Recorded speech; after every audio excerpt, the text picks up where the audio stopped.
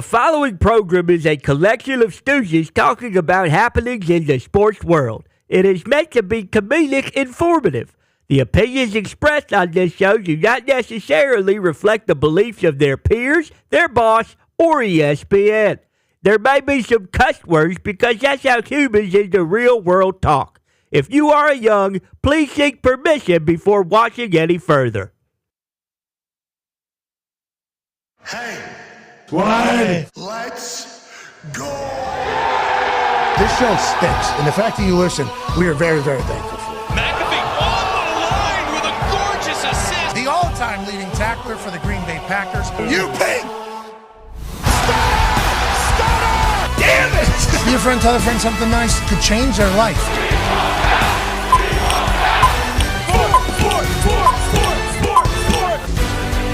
Hello, beautiful people, and welcome to our spooky, humble abode, the Thunderdome. On this happy Halloween Thursday, October 31st, 2024, program starts now.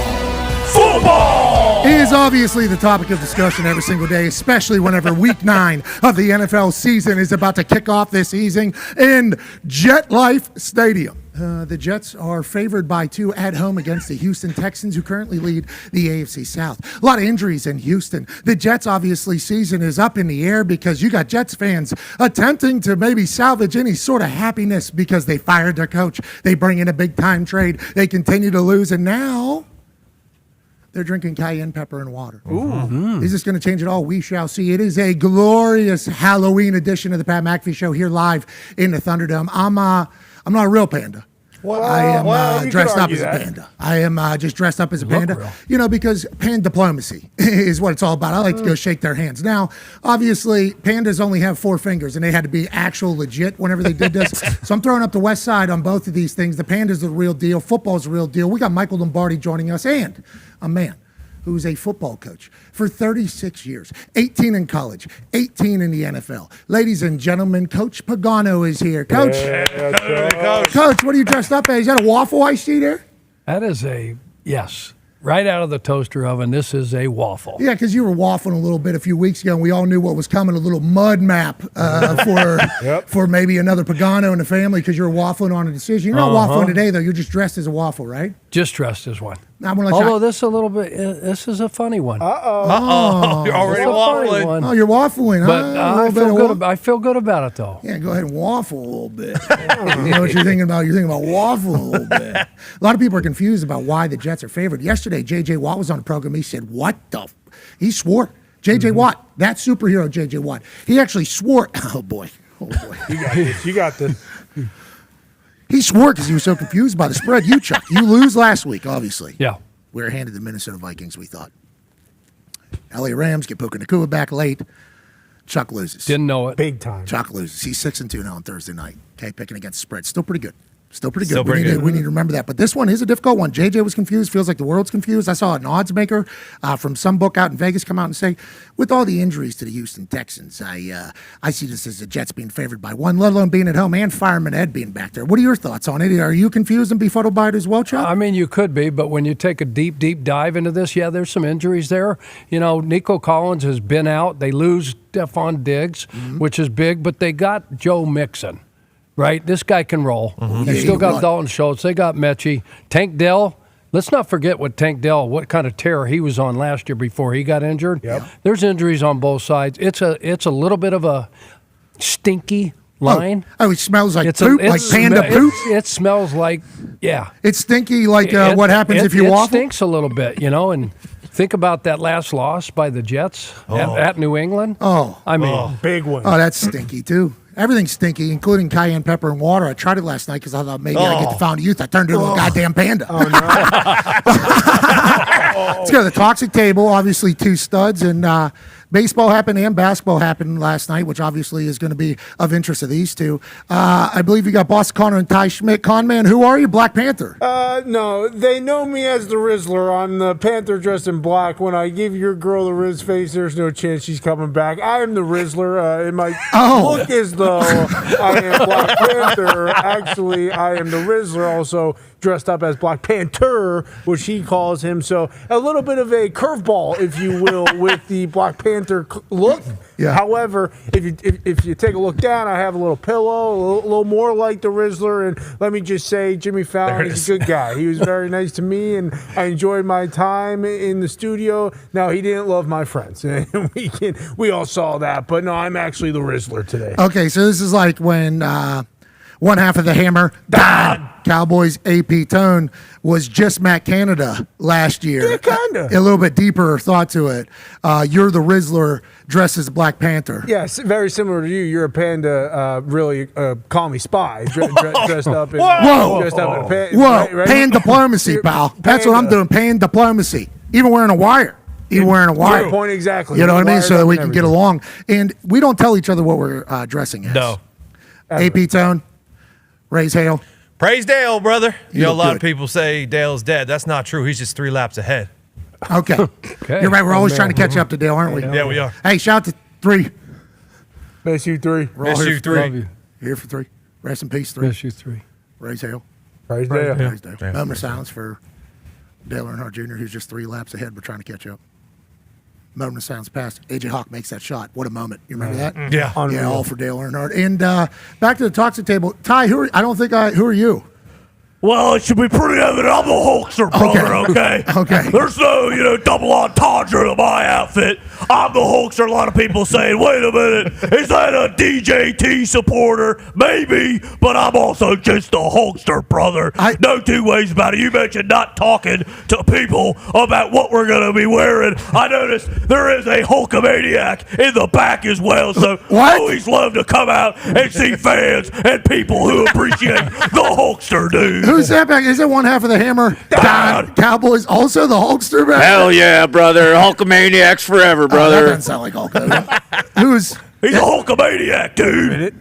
Come on, brother. There's 2? No, there's one Hulkster, man.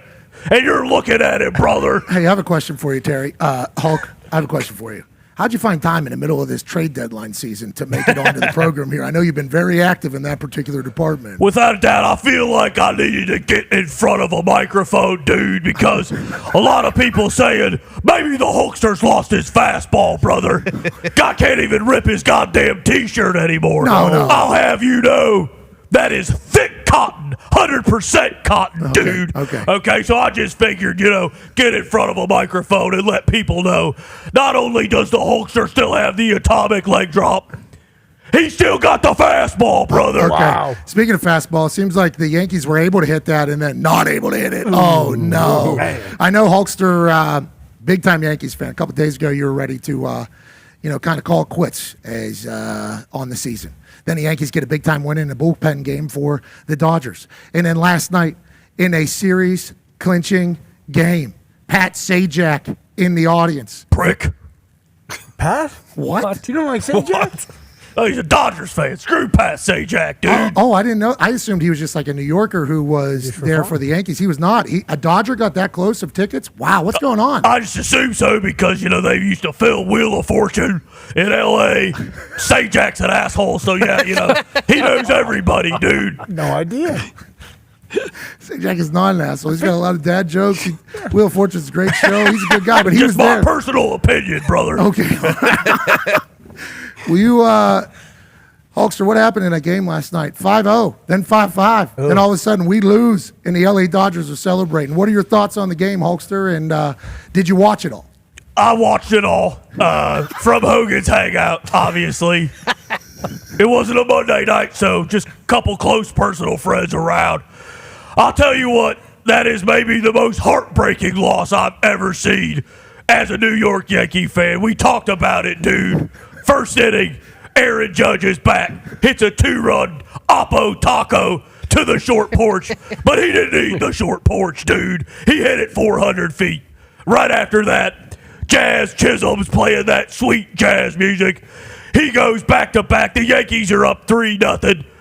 And I, the Hulkster, was at Hogan's Hangout hitting these to everybody who would listen. What? Start spreading the news. We're going back to Cali.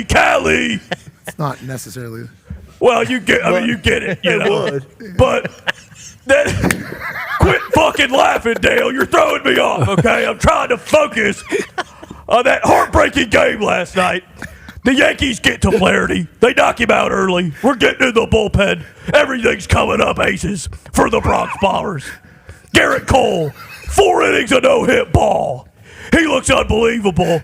We said win, get on a flight, and go to L.A. Bird. Get on a bird, get on a flight. Coach Boone. If Aaron Boone said it, I ain't fucking listening, brother. But anyway, then comes the 5th inning.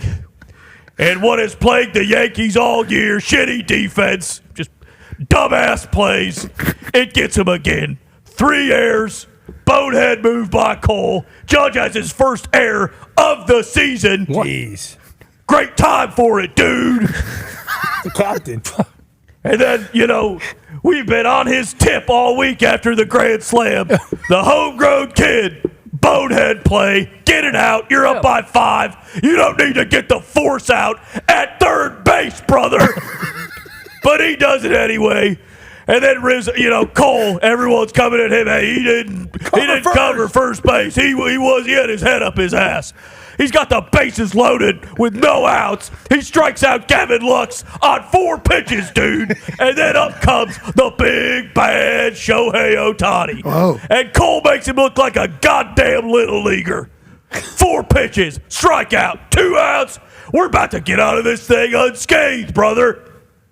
And then we got a little number off the end of the bat from Mookie Betts, who's been a Yankee killer for as long as I can remember, dude. Little mix-up, miscommunication. The Dodgers scratch one across, and then you do what you absolutely don't want to do. You bring up Freddie Freeman with a 5-1 ball game, and Cole throws a 99-mile-an-hour fastball right down the middle, brother. Laces it to the center field for a single, and then the goddamn merry-go-round just keeps going and going. At the end of the 5th inning, it's 5-5, and the Yankees are dead. Sure, they took another lead, but they had to go to the bullpen. They couldn't throw strikes. It took the air out of Yankee Stadium, and that was maybe the most deflating loss in the history of Major League Baseball, dude. Thanks for the breakdown, Hulk. It was tough. I'm sorry you had to go through that last night. It sounded like it was a very difficult evening for you. Not easy, brother. Well, especially when you have that big of a lead. And I know. I maybe FaceTimed with you last night, Hulkster, and I think the whiskey was getting cracked in celebratory, early there, because Aaron Judge, he got hot, didn't he? He did. They threw some bum-ass pitcher threw some BP to Aaron Judge late in that last game, that 4th game. He got hot. He hits a dinger. This is it. We're doing this thing. 5-zip baseball in this series? Come on. Come on, it's over. That's it. Nope. World Series goes to L.A. Congrats to Shohei win the World Series. First year with the Dodgers. Obviously, we were wondering, is this guy ever going to get in primetime baseball? He gets a chance to go from the Angels to the Dodgers, gets paid massively. Now he's winning the World Series. Won the World Baseball Cup or whatever the hell it is. This guy is living the dream. He's good for and we know Freddie Freeman's the star. Okay, we actually have a graphic here about Freddie Freeman and everything he accomplished. Freddie Freeman's a real deal, brother. Yeah. This guy is a pretty historic run during this postseason. I'd like to say to baseball, thank you for showing up. Thank you, baseball. Rizzler, are you a big fan of the Yankees? I know you were at the Mets game, I think. You picked the wrong team or what? I'm a Mets guy, but no, the Yankees losing, it wasn't the worst thing that the Rizzler's ever seen. It was cool to see Shohei. Now, it's awesome he won. But Shohei also didn't really put on the show that we were all hoping for, to be completely in the honest World with you. Series, yeah, but he's going to be the NL MVP. I've seen that on. That is correct, dude. Right, brother? Yep, absolutely, brother. Is that right, brother? That is right, brother. What do you think, brother? Well, again, I hate it because as a Yankee fan, everybody's going to kill Judge, obviously.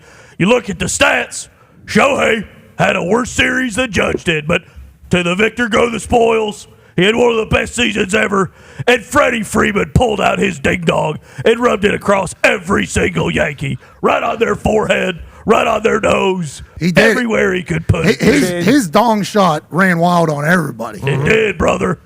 Congrats to the Dodgers winning World Series. Unbelievable. Congrats, Dodgers.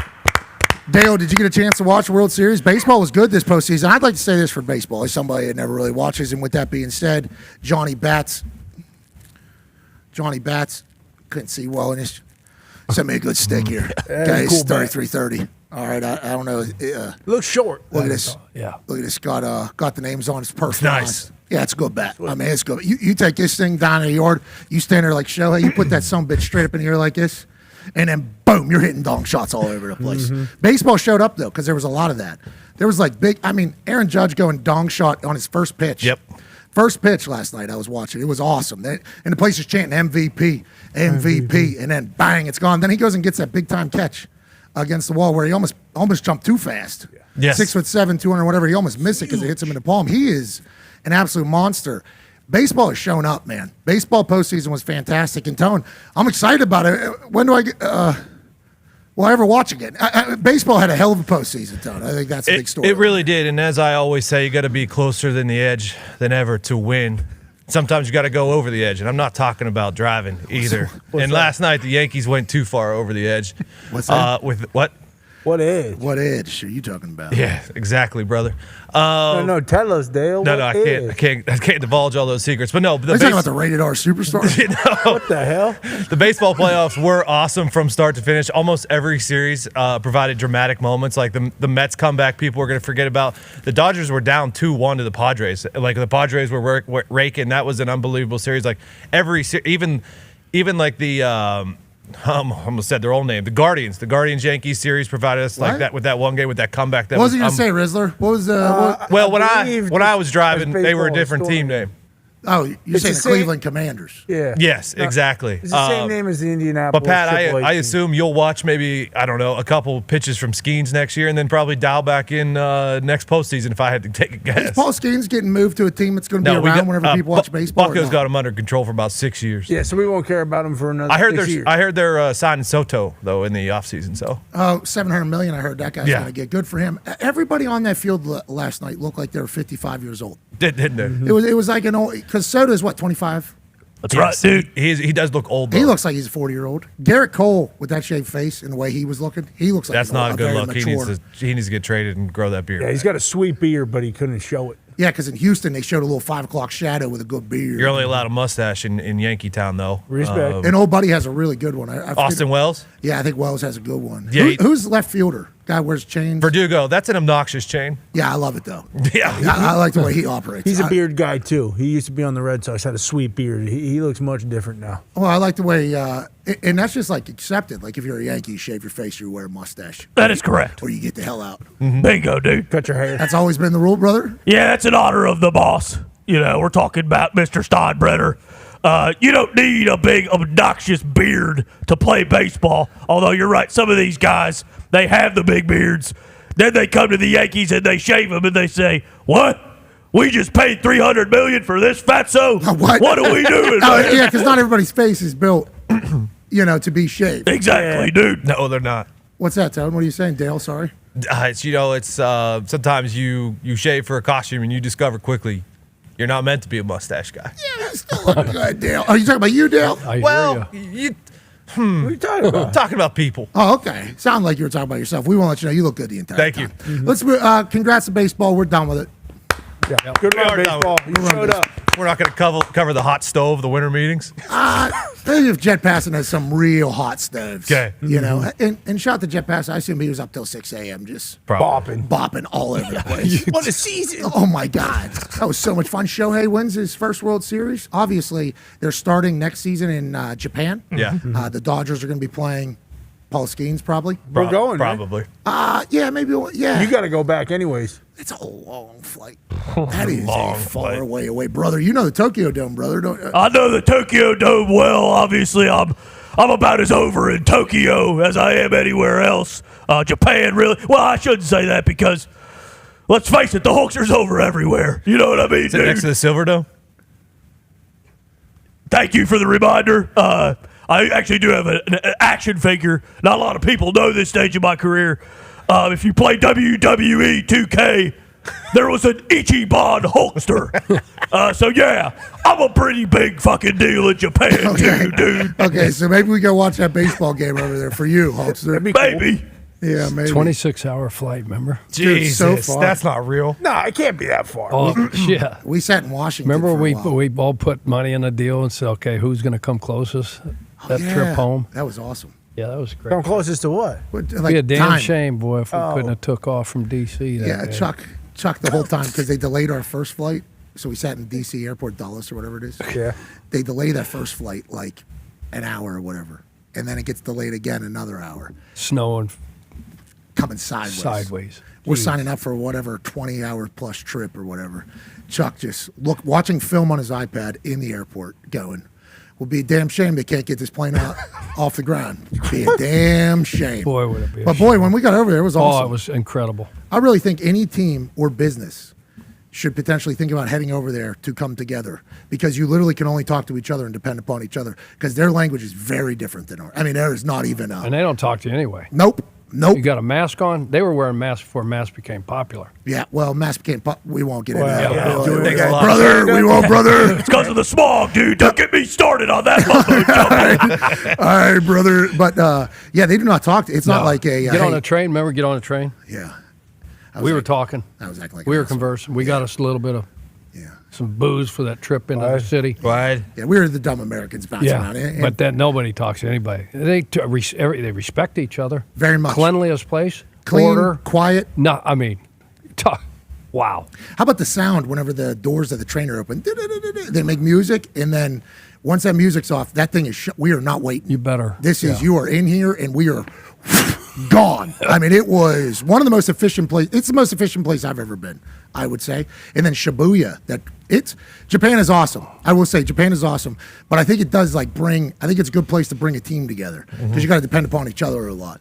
And then obviously, you see things that, I mean, it was awesome over there. There's no cops. And They didn't need them. They don't. Chuck, we're gonna kick the door down at a bar. Nobody said anything. Boom, nothing Just walked said away. nothing. He just ran away. Domo arigato, sorry. Domo arigatos. I looked at Domo arigatos. Thank you. Height is yes. Dozo. Yep, that's yes. And then bozo, I think they were saying. Dozo. No, they're saying bozo. Yeah, they were calling you bozo. They were talking about you. Sure. Okay. Old really? bozo. Yeah, that's what they're saying. Nice They're stash. saying yes, bozo. Whoa, he's got a good stash over there. Uncalled for. Chuck, we're going to do the coach's hot seat before we get Paisan Lombardi on. And we'd like to let everybody know that this hour is presented by Boo Ram Trucks, baby. Hell yeah. Listen, 2500 heavy-duty Rebel Ram that I'm driving around here in Indianapolis. Drove it down to Bloomington, Indiana this past weekend. It is a phenomenal machine. Phenomenal. It's like you're riding on clouds, but also, if you need to tow anything, you got it. You can tow it. If we would have drove by an 18-wheeler or anything else that's maybe stuck on the side of the road, we could have hopped out and said, hey, you hear this engine whenever I hit on the gas? It sounds like... And that's good news for you, brother, because this diesel-powered son of a bitch can pull you out of whatever you need to be pulled. It's strong. It's beautiful. And it also has the luxury you need. You can put air on your seat if you need it, you know what I mean? And you got a full touchscreen if you need to operate it, but not too much shit, It's not like an alien's UFO. No. You're able to control it. And then they also got dial stuff, which is cool. Like they got some stuff that I think some companies hide into the screen, and you got to be able to figure out and work a computer. And it's like, I just want to dim the lights on my dashboard here. I don't want to go and pick a full song and dance here. They're like, don't worry about it. We just got a little roller right over here for you. Turn it down, light it up. Because I got a couple other vehicles potentially in the past that they're trying to judge whether or not the sun's out. And then what if its sensor is off? Well, what if the cloud's there and then the cloud's not there and then the cloud's there and the cloud's not there and I can't see shit on the screen? Well, your friends at Ram Trucks will look out for you. We'll have our Ram Truck finalists, 4 of them, later in the show. Hell yeah. We're going to need you to vote on one of those because one of these college football players is going to be winning that 2500 heavy-duty Rebel Ram sitting outside from us. Now, granted, there's going to be a lot of voting process, and we're going to ask you to vote early and vote often. Yep. Right. On X for our Ram Yeah, I'm Truck. voting. Thank you. Chuck, Coach's Hot Seat. Let's dive in, shall Yeah. we? Incredible graphic. You're obviously sitting on a flaming chair. A lot of people have asked me, are you thinking about firing Coach Pagano? Is he on the hot seat? Well, Never want to be on a hot seat if you're a coach. Well, if you get in the media world, the hot seat means we're going to fire topics at you, and we need quick answers. Okay, you're on the hot seat. We need you to swing fast, swing quick, and give us the right answers. Let's talk about Daboll throwing Daniel Jones under the bus. Coach Pagano, when you heard what Daboll said about Daniel Jones, say, hey, listen, I just talked to him. He's dead. This guy's bummed out. He sucks. He does that. He knows that. He don't want to suck. He's going to come out here. He's so sad he sucks. so am I. It's in the middle of the play. It's not even an audible. It's just a part of the play that he forgot about. TJ Watt ends up on an island, one-on-one strip sack, game over. Yeah, DJ's going to tell you about that. How do you feel Daboll handled that, and what do you think the relationship is like with him and Daniel Jones after hearing him say that? Yeah, I don't think you need to go public with that kind of information. The kid knows it. Did Daniel Jones come out when he was speaking to the media and talk about that 2-point play that they sent in, and then he went and executed? You could clearly see, how upset Daniel was after that debacle. I don't know what the swinging gate, whatever that was. Did he come out and bash his head coach? I don't think so. I don't think so. I don't think so. No. I don't think Bad so. ball. You know, you and me have been a part of a play that people said was bad. And you took high road on everything. We said, hey, misunderstanding, we keep it moving forward. When you start taking public shots at each other, not good. No. Not good. Shock. If you're going to take personal public shots at It's yourself, bad enough as it is, right? bingo. Yeah, it happened. It's not good. Yeah. Now we're going to take shots at each other publicly. Not great. That's not good for a team. Normally not a lot of success. But we don't know how they're going to respond. Good luck to the Giants over here. Good luck, Giants. Good luck. Go get him, DJ. I think the biggest thing, let's go to a Giants fan in the back, Bruce Brown. Bruce, I think my favorite thing about Giants fans is coming into the season after watching Hard Knocks in the offseason, kind of knew it was going to be a clusterfuck, and then this happens. Boom! It all kind of comes to fruition. How do you feel about it, KY?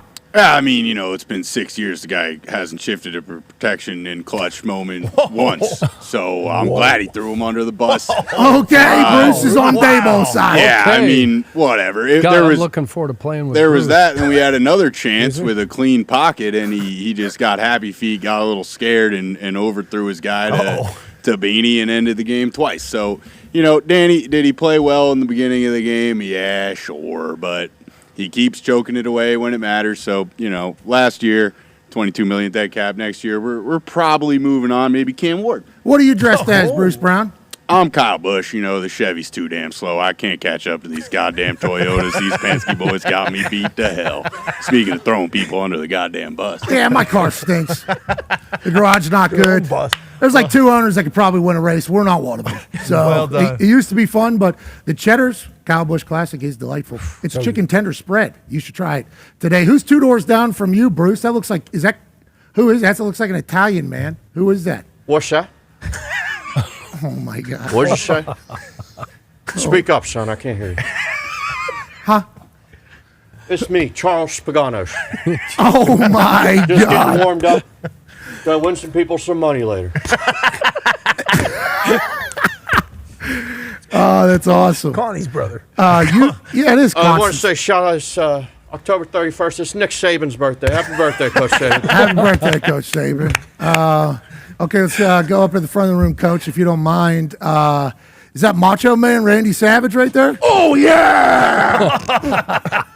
All right, that one was obvious. I think that was a good costume, Zito. You feel good? Oh, yeah! Zito, is Slim Jim Macho, is Slim Jim your favorite beef jerky? I love Slim Jim, brother. Ooh, yeah, could have worked. Oh, yeah! I was going to ask you a bunch of questions, but I think Macho Man should speak a little bit more. You look good, Macho. I want to let you know it's great to see you. We all miss you. Gracias. Oh, yeah! Spanish-speaking Macho. I like that. And then next to you, Macho, what is that? What's happening there? Just simply two football players. Just simply two football players. Linebacker on the top, quarterback on the bottom. I figure if you had a quarterback with a linebacker mentality, you probably have the perfect football player. As my headphones keep falling off. So who is the linebacker and who is the quarterback there? One of the greatest linebackers of all time, A.J. Hawk. Oh, I see with the obviously- jawline there. I see it. Yeah. Oh, yeah, and the great hair, too. And then, obviously, one of the most accurate quarterbacks of all time, Tua. Oh, so you're A.J. Hawk and you're Tua? Yes. Oh, I get what you're doing. AJ Hawk. What are you talking Hawkin. You're talking about a blowy. Whoa! What?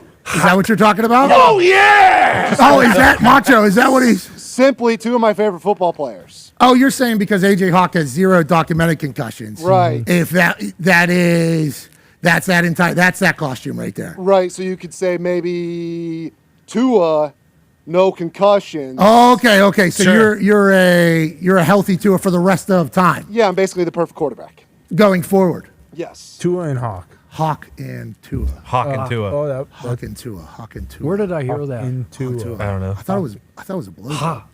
Yeah, I think Is that so. what it Tua? was? Just two great football players. It is a blowjob, brother.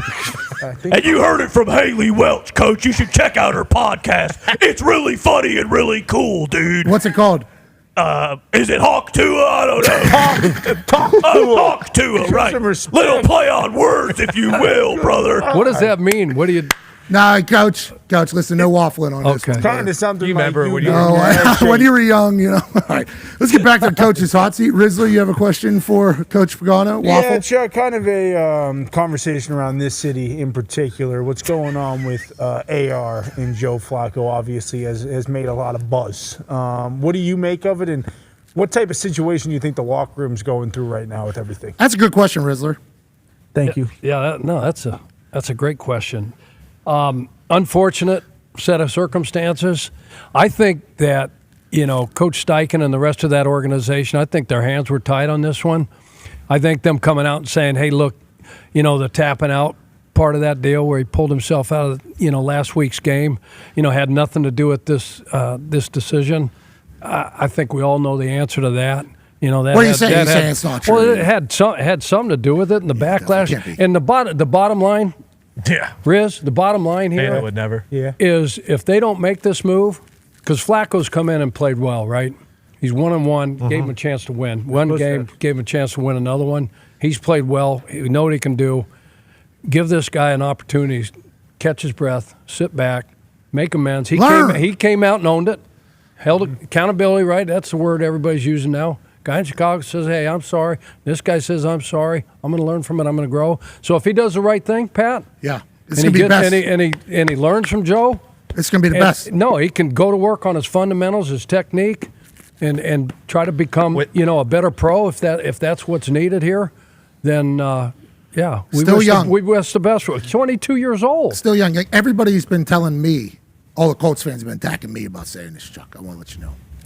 Because I had never seen it before. You never seen it before? No. Nobody's ever seen it before. No. Obviously, it's quarterback position. Nobody's ever seen it before. But everybody thinks that I think that he's done and, move on. I'm not saying that. I don't know if we will ever be friends with him again. He was nice to us whenever he came in here and all that, but I have to call it how it is. Looking to win 2 Super Bowls. Oh, yeah. 2 Super Bowls in this decade. That's by 2030. And he's the future. So whenever you see something like that, it's like, okay, this is not how the future can look. But if he gets an opportunity to watch and learn, because last year I don't even know if he got to learn anything. He got hurt so early. I don't even know if he was around. I don't even know if there was any in Florida. What was it like in high school? What was it like? Obviously, some time missed there. Yeah, not in the building. So and then now he gets a chance to watch it. It's like this could be the best thing that could ever happen to Anthony Richardson. Because what it was happening, if they just keep rolling it out there and it's never addressed, I don't think he ever has a chance. So I'm actually on the opposite side of what everybody's saying to me. I think the future could be bright because of this move, as opposed to the opposite. No, and it gives everybody else hope in there, right? I mean, because if you don't make this move and we throw them right back out there, you got a lot of veterans, a lot of paid guys, as we know, that want to win and want to win now. Now they say, okay, look, we did the right thing. We love this kid. We're going to support this kid. You saw a bunch of his teammates come out, support this kid. But this is the right thing for this organization and that locker room right now. Otherwise, because if you don't do that, I think you lose the locker room. Yeah, no waffling. No waffling in that. Hulkster, you got a question? Last one here for Coach Pagano. Yeah, let me tell you something, Coach. The Ravens just traded for Deontay Johnson. But a lot of people are saying, hey, they might have the best offense in the NFL already. Their defense, more specifically, their secondary stinks. Do you think they need to trade for a quarterback, brother? Well, Hulkster, you bring up a good point there. Right down to football, Coach. What? We don't need you laughing. Stop waffling. This is a real question. The real question, This is Coach's hot seat. You're about to get burned, that waffle you are, if you sit on this hot seat too long. You want to look at a couple more clips? Yeah, let's do that. Sure. I think we got a couple clips. All right, let's do it. So they've outscored everybody in the first 3 quarters. They've been outscored by a bunch of points in the fourth quarter. They can't seem to hold on to a lead, and most of it, Hulkster, is to your point about the pass defense. They're just letting – if you run this thing back a little bit for me, they've got an all-out pressure here, right? There's 7-man protection up top. If you don't bring that guy from the line of scrimmage, they're going to be able to pick up the 6th guy. You don't get the free runner. And now they got all the time in the world, and this guy gets behind Eddie Jackson here for the game winner. They've struggled. They were out Marlon Humphrey last week. Wiggins, the rookie corner out of Clemson, was out. So they had some backup dudes in there. Why not go Tre'Davious White? There's a guy that's struggling, I think, L.A. Chargers. Yeah, I think he's in L.A. I think they benched him. He needs a change of scenery. There's enough weapons on offense. Let's go get a DB, so if we have a guy get injured, we have an experienced guy we can throw in there and help this back end. Remember, trade deadline day, November 5th. Next Tuesday, November 5th, NFL trade deadline day. That's what we're all talking about. Get out there and trade. Get out there and trade. Trade early. Trade often. Early. Joining us now, ladies and gentlemen, is a man who is a general manager in the NFL. He's a multiple-time Super Bowl champion. He's a TED talker. He's a podcast host. He's an email newsletter founder. What? He's a live show host. Ladies and gentlemen, Michael Lombardi. Hey, Lombo. How you doing, Lombo? Good to see you, pal. Good to see you too. It's good to be here. Thank you. Happy Halloween, Lombo. What are you doing for Halloween? Anything sweet? You know, I'm just going to pass out candy. I thought about going as Joel Embiid and not dress for the game, so I think that's Jeez. what I'll do. Your load management, Joel Embiid. I love that. Yeah, I'm going to be Joel Embiid. I'm going to get $200 million and just watch them lose to the Pistons in the fourth game of the year. So I just thought I'd do that. Why not? You know, and say, hey, look, I could play in the Olympics, but I can't play now. But you'll see me sometime when in the spring. I'll be like a good player. Look, it's important. I love Halloween. Got good candy. I got Hershey bars, big Hershey bars to hand out. Reese's peanut butter cups to hand out. Oh, 4-pack, 2-pack, 4-pack. Oh, the 2-pack of Reese's and the big Hershey bars. Look, I was a fat kid. I went to the houses that gave out candy twice. I knew where to go. Do you go like to when you were growing up? You grew up in Jersey, right? Obviously, you're a Jersey guy. Right here, yeah. And I know everything's off the Parkway or the Turnpike or whatever it is. Everybody's an exit and everything like that. Neighborhood, lot of trick or treating in Jersey. And do you go to other neighborhoods to trick or treat? Do you scout other neighborhoods? Well, I think a lot of people come down to this neighborhood that I live in. It's an island, so you can kind of move around pretty quickly. And you got to go in this town to where a lot of the people live in the wintertime because it's a summer community, basically. So you got to go to the neighborhoods where there's a lot more winter residents. And down here where I live, there's a lot more winter. So we'll get a bunch of kids come by, and it'll be great. I mean, there's nothing like it. It's 70 degrees out there. It's unbelievable. It's like a beach day here in New Jersey. It's really incredible. The weather's been amazing out here as the leaves have turned, and I guess it was supposed to rain tonight for the trick or treat, but that is maybe going to pass, so it's going to be a perfect evening. Happy Halloween to everybody, and if you have the means, make sure you're handing out the king size. Yep. Okay. Yeah. Change a night for a kid. Give him a king size. That's right. And let's make sure we enjoy it all, and let's not take more than one. If there's a bucket that says only take one, right, Exactly. Hulkster? That's exactly right, brother. One means one. These greedy sons of bitches need to remember that, okay? People spending their hard-earned dollars on these king-size candy bars. They're trying to give them to all the little girls and boys, all the Hulkamaniacs out there, not just one or two greedy little assholes. What about the parents that just let the kid do that? Yeah, it's not Well, there's no hope for them, okay? They need a body slam, they need to be hit with a steel chair, or they need a leg drop. It's as simple as that, brother. Boom! And I'll hit them with everything I got. Boom!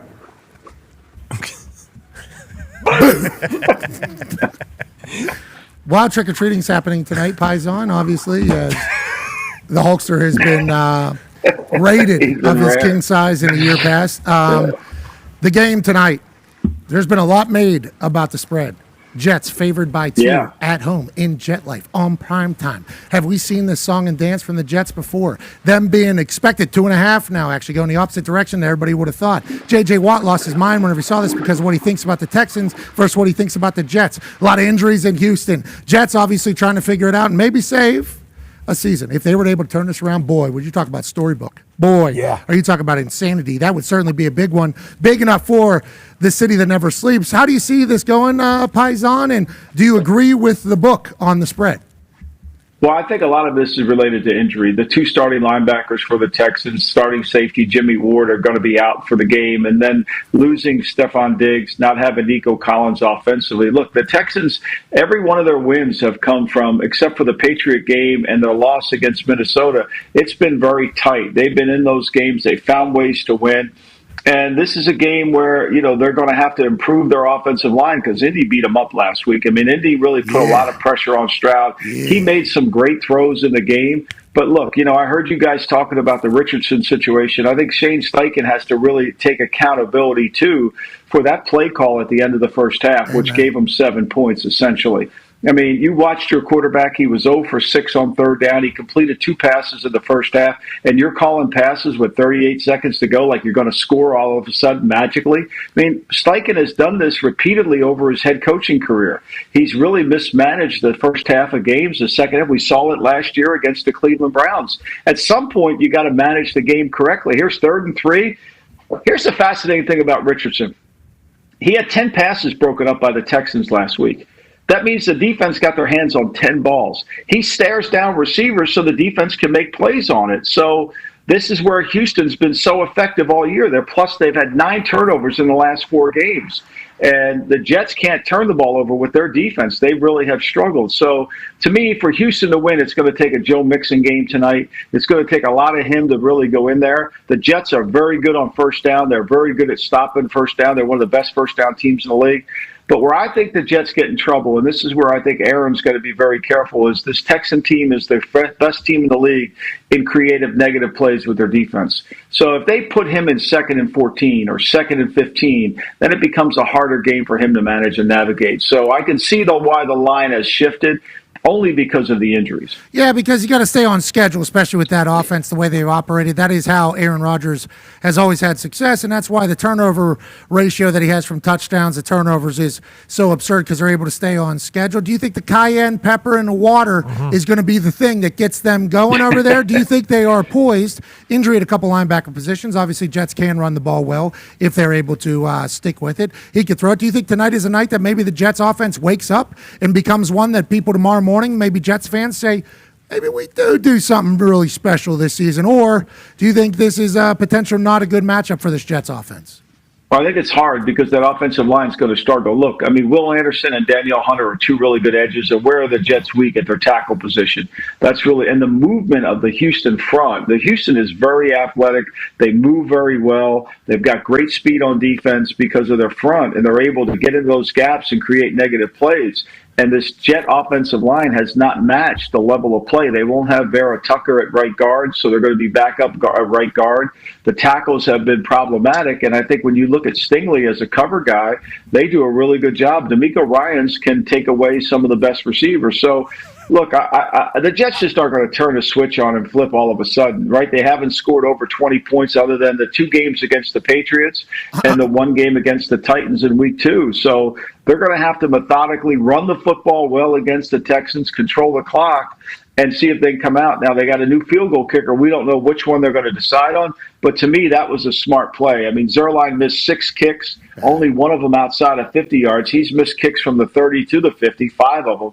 So that's a real issue for them. And I think, to me, they've got to improve in that area. When you're in a lot of these close games, think about it. Fairbairn has made 9 out of 10 50-yard kicks this year. That's 27 points outside the 50-yard range. What would Houston's record be if he wasn't as great as he is? Yeah, that gives the ball. Also, you miss those kicks. That gives the other team the ball at those spots, too. So it's like not only you gaining 3 points, stealing 3 points, and as opposed to punting it and giving them back, but whenever you miss those long kicks, you're giving up the ball at the 43. That's good field. That's great field. That's 2 first downs through the other team getting an opportunity at some point. So Kaimi Fairbairn, and he's not just like kind of making them.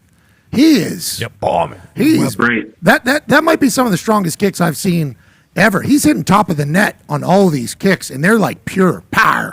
Kaimi's ball. Pat, if you don't have a 50-yard kicker today in this league, if you don't have somebody reliably make it, you're behind. You're done. You're out. I mean, it's really it's almost a must. I mean, the day of just having an accurate kicker from 40 in really doesn't do you any good. Yeah, and I thought maybe there's a chance that weak-legged kickers would make a run in the NFL because the kickoff, you don't have to kick it off deep or anything like that.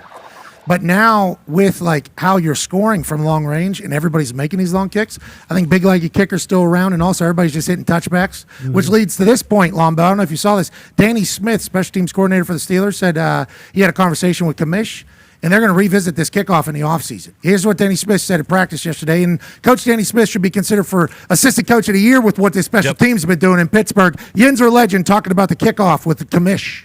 It's all the information we have. Is it enough? No, man. I don't think 8 games is a study, but it is all the information we have. So we're using it a lot. I think you'll see things and discussions come up after the season to see where we go and how we go. The commissioner was at the game on Monday night, and he and I had a conversation before the game about that very thing. And not that conversation was private or secret or anything like that, but he mentioned some things to me that leads me to believe there's a lot more discussion going to happen after this season. He said, not, that's a private conversation, but we're changing it. Yeah. And then he said at the beginning, he was like, 8 games, not enough to have a full study. So they're still waiting, obviously, to see how it's going to turn. But I think everybody wants this kickoff to become something. I think want more special teams plays. And if you're good on special teams, you're going to be able to win in the end. I think they're going to change it again, Lombo, because now it's just a touchback with a weird lineup. I want the onside kickback in the game. I want the onside kickback in the game. I think, to me, we've just eliminated one of the greatest plays in football by, the surprise element. And when you're playing a game, like let's just take Green Bay, Detroit. If you're playing Detroit, you may need an extra possession. But now the rules have legislated you against getting an extra possession in the game because you can't surprise onside kick the Lions.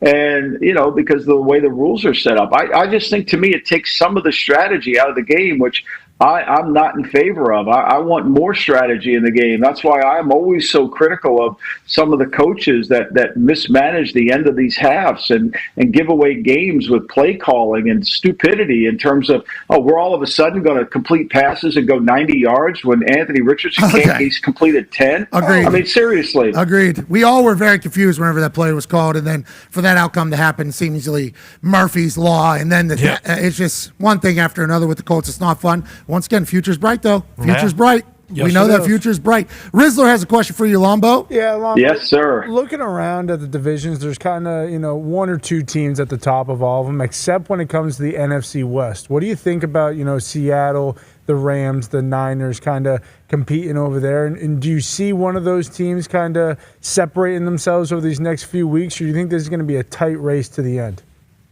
Well, I think if 49ers can get McCaffrey back, I think that's critical. And they're all indications are he will practice on Monday and he'll be back. I think there was some feeling he could have played last week against Dallas, but they were very careful and cautious about that.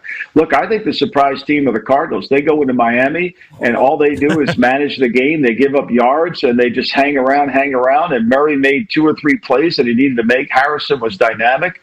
McBride's such a good player. I think it's going to be 10 wins this, and I think it's going to be close all the way. The Rams improved last week because their offensive line played its best game of the year. There's no question about that. And when they can run the football, I find Seattle to be a little bit behind. I thought Brady really described it well. I think they're a very young coaching staff, and I think part of the problem when they go against good coordinators, when Ryan Grubb, who was at the University of Washington last year, is probably going to be a fabulous offensive coordinator in the league. But when you go against Sean McDermott, it's a step up in class. It's a little harder. And I think Seattle, as a young coaching staff, is going to have to grow into this as they move forward. But when they have Metcalf and they have Walker on the field offensively, they can be truly dynamic if they get that offensive line squared away. I think this is anyone's guess. We'll find out this weekend.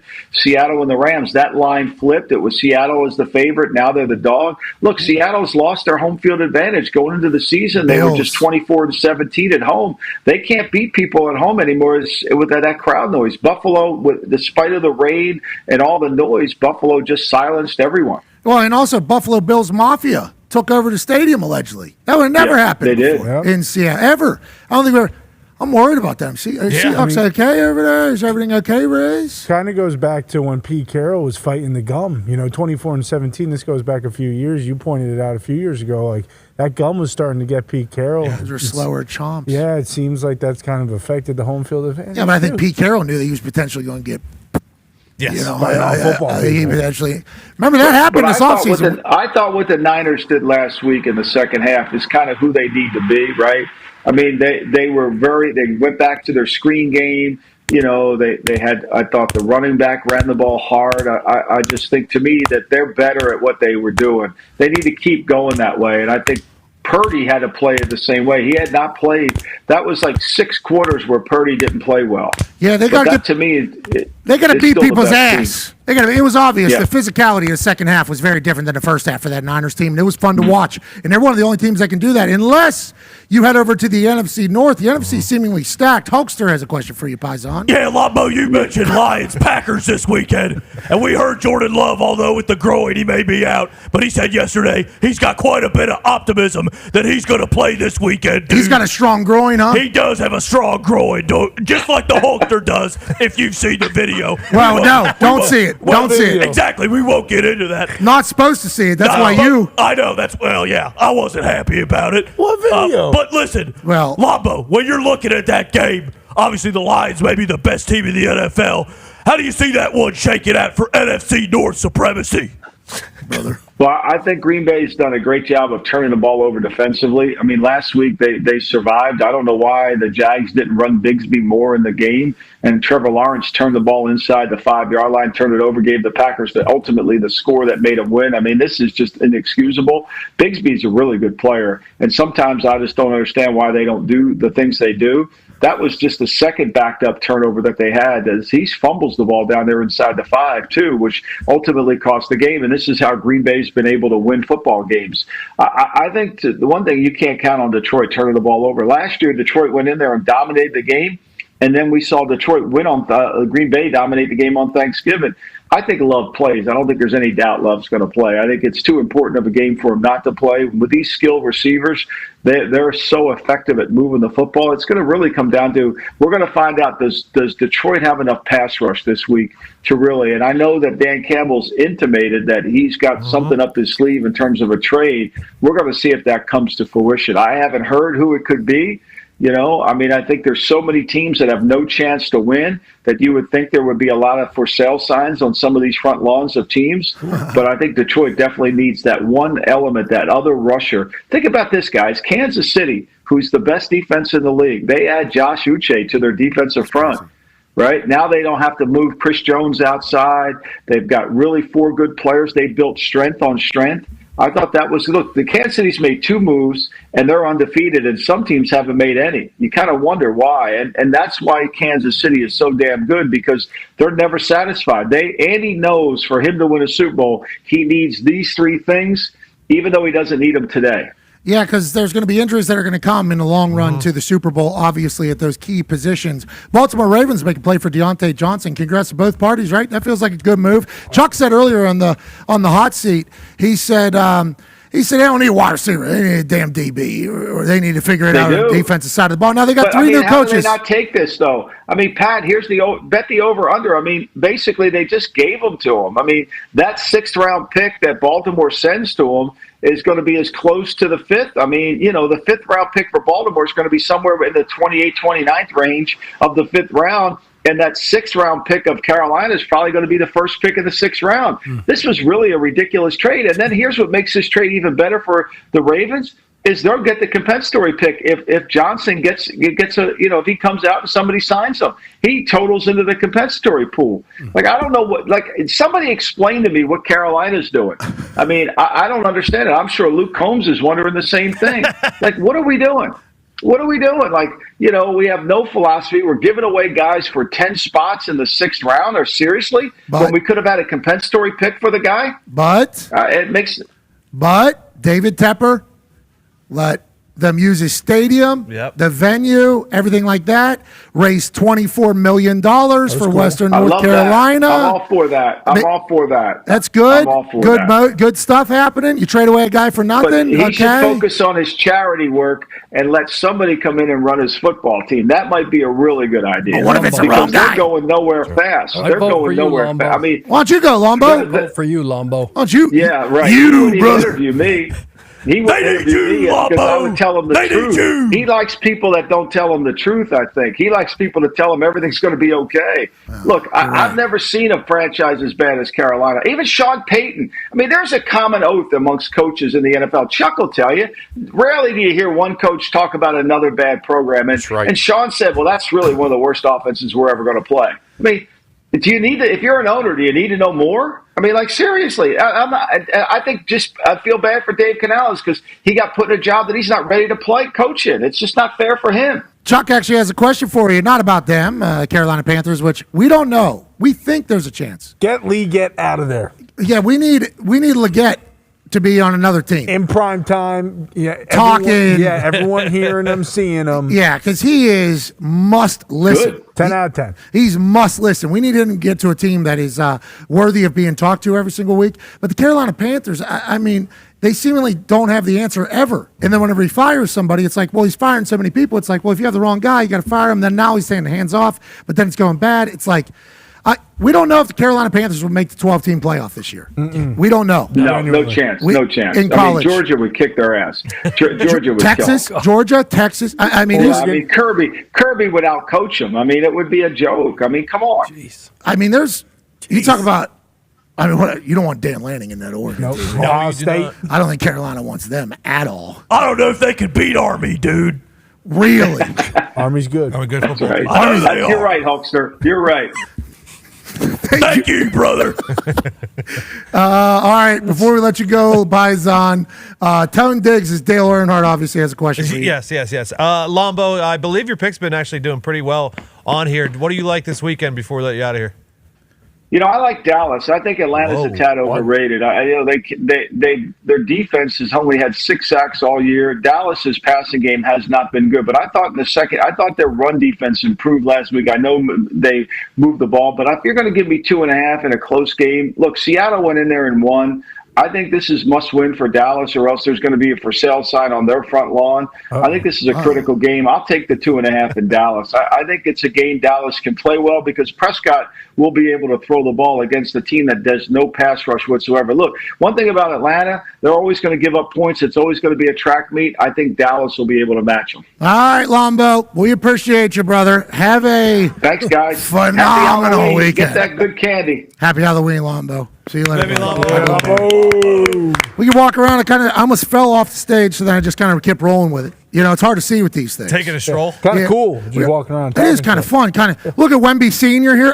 Did Wemby and Chet get after it last night? Yeah. Mm-hmm. Did they? Big One time. guy did. Really? Yeah, Chet got after his ass, and I guess Wemby hates him. USA. And then obviously we got a football player down here that's a bit banged up. Yeah. That ain't going to be a Colts player, though, to have you know. We're about to go on a run. About to go on an absolute run. Well, Colts are about to win 10, 11 games this year. Oh, really? Look out now. Look out now. People are saying, I saw a bunch of people on TV going, you think this Colts team can win a Super Bowl? Who knows? Who knows? Team's good. I watch this team. They're not good. You don't watch them. You watch the highlights. Or you watch the lowlight. You don't watch the games. We're on the grind. We are boots on the grind watching this team. They're a good team. They're a good team. Shane Steichen, I do like the Lombo says we need to figure that whole thing out. So that's any football player that isn't a Colts player. Sure. Okay. Then obviously you got this thing. What's this thing here? What's this? Is that Dragon Frankenstein?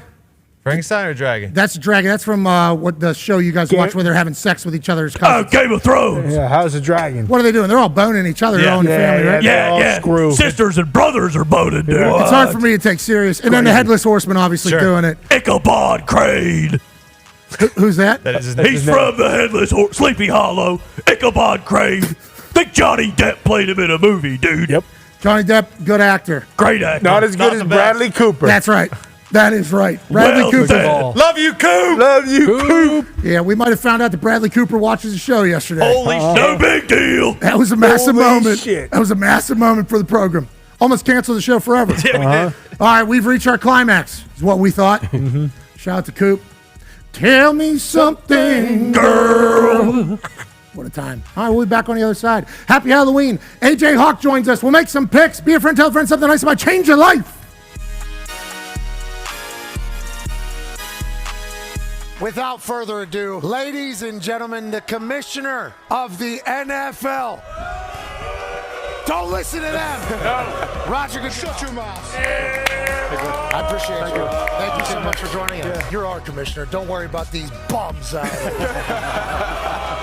From us to you, we'd like to give you a gift that we know you're a big fan of. Ladies and gentlemen, some peanut M&Ms for our commissioner. This is why we're on set? Yep, you can take these with you. Oh, You can take them home. I might just I got a gift for you. What? Oh. You ready? Yeah, I like that. With the 222nd pick in the 2009 NFL Draft. Oh, yeah. The Indianapolis Colts select Pat McAfee. Hunter, West Virginia. Hell yeah! Come on there, baby. Good pick! Thank you, Good pick! I pick him up. Thank you, Raj. I'm not going to pick you up because you got that That's back. all right. Yeah, That's all yeah. right. I got it. There's your card, baby. That's real. That's awesome. I've been keeping that for, 15 years? You had it in your back pocket this whole time. This is cool. Thank you for this. So whenever we say that you have to answer to 31 billionaires, how accurate is that? 32. Well, you're not counting Green Bay? Yeah. Okay. Because Doesn't count. Big Pop. There's a Green Bay Packers. I didn't know he did. Yeah, no, that was. I don't actually think that way. I actually think I answer to them. I think I answer to the media partners. I think I answer the players. I think I answer the owners too. The idea for me is to try to keep everyone happy. I always say that my biggest job is not to piss off more than 24 owners in a given day. How did you know the draft would be awesome if you traveled it, and did you see this happening? I'd be kidding you if I thought it was going to be as big as it is. We felt like we could be bigger than we were in Radio City. But what happened is Radio City actually put a holiday show in and said, you can't have the draft until June. And that's when we said, we're out of here. So they And kicked you out? That's when we went on the road. Well, Taylor Swift, we know. Well, that's a different kind of influence. How about, hey, listen, a lot of jokes from They're me. booing Taylor Swift? Yeah, you can't boo. They're idiots. Yeah, you're going to be a part of an album. Wow. Do it. Get a little louder. She is going to cook you. A lot of the internet was saying Roger Goodell was sitting at home through the moon about this. Well, they thought it was part of the script. Yes, then he went on to it. There it is. Is there a thought of adding another one, maybe adding another bye week, or are we good at 17 right now? Well, I think we're good at 17 now, but listen, we're looking at how we continue. I'm not a fan of the preseason. I don't think we need preseason. Waste of time, right? And energy. I don't buy it, and I don't think these guys like it either. Well, they have to spend full price for the tickets for those games. No, they're actually discounted now. So Thank you for doing that. I'd rather replace a preseason game with a regular season any day. That's just picking quality, right? If we got to 18-2, that's not an unreasonable thing. The other thing it does, which I thought you were going to, is that ends up on President's Day weekend, which is a 3-day weekend, which makes a Sunday night, and then you have Monday off. So that's wow. Now we're good. The following program is a collection of stooges talking about happenings in the sports world. It is meant to be comedic informative. The opinions expressed on this show do not necessarily reflect the beliefs of their peers, their boss, or ESPN. There may be some cuss words because that's how humans in the real world talk. If you are young, please seek permission before watching any further. Hey, What? let's go. This show stinks, and the fact that you listen, we are very, very thankful for. McAfee on the line with a gorgeous assist. The all-time leading tackler for the Green Bay Packers. You pig. Damn it! Be a friend, tell a friend something nice could change their life.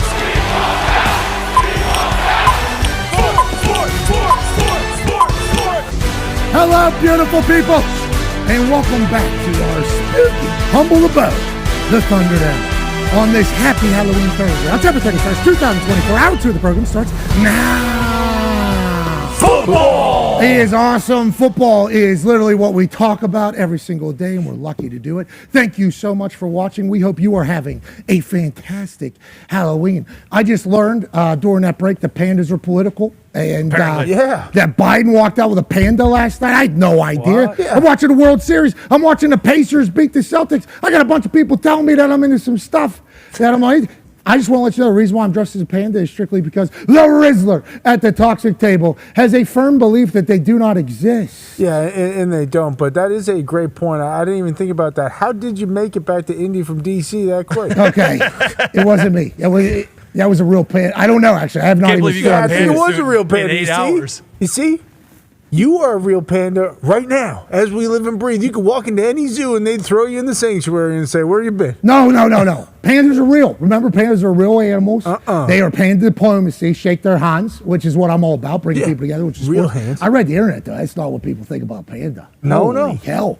What the hell is going on, Hulkster? What do you think the deal is, brother? Well, listen, brother, I didn't want to say anything, but I saw you wearing the panda suit, and I said, I hope this guy isn't one of those kooks for Kamala. What? Listen, I don't want to get political. Whoa, Hulkster, you got real I political. don't want to get political, okay? So I'm not going to. But I've been biting my tongue this whole time, dude. When you've been staring at a real animal over here. Well, yeah, but we all know it is political, whether you a panda is political. You're goddamn right, dude. We need election season, trade deadline season, and I can't even be a a potentially fake animal. The fugazi. I didn't even know that was possible. Yeah, you know it is. Let's go to one half of the hammer. Dahn, Cowboys. Dale Earnhardt. Dale, how you doing today, pal? Listen, Pat, you win some, you lose some, and you wreck some. There's no way that we could have known that Pandas were now Go ahead. Is there some of the things you're how are you gonna? We knew. Just a pawn in this game of life. We did not know that. We did not know the Pandas were a pawn in the entire thing. Some of us did. Oh, really? Rizzler, you know? Yeah, I've always known, you know? As I always say, I've always Pat, been you one of can't those let guys. one bad moment ruin a bunch of good ones. That's right. Sometimes you, sometimes me. Always them.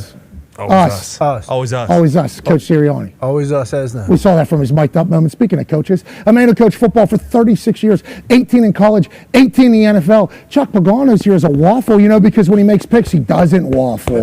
Chuck? Ain't that right, Chuck? Might have been once or twice. Yeah, but you're going to waffle whenever you're trying to make a decision, especially when the sports books are doing what they do. They got algorithms. No, they make it hard. Yeah, they do. They make it hard. You dive into this thing, you spend hour after hour after hour digging and scraping, trying to claw and figure out why these guys are 2.5 point favorites. Are you ready? Do you have your It's a pick already head made? scratcher. Huh? Do you have your pick already made? Oh, for yep. him? Joining us now, ladies and gentlemen, from an attic in Ohio. I've not seen what he's dressed as yet. I cannot wait. Pumped. I'm so excited. Ladies and gentlemen, college football national champion, Super Bowl champion, Ryder Cup winner. Ladies and gentlemen, AJ Hawk. Yeah, Full commitment.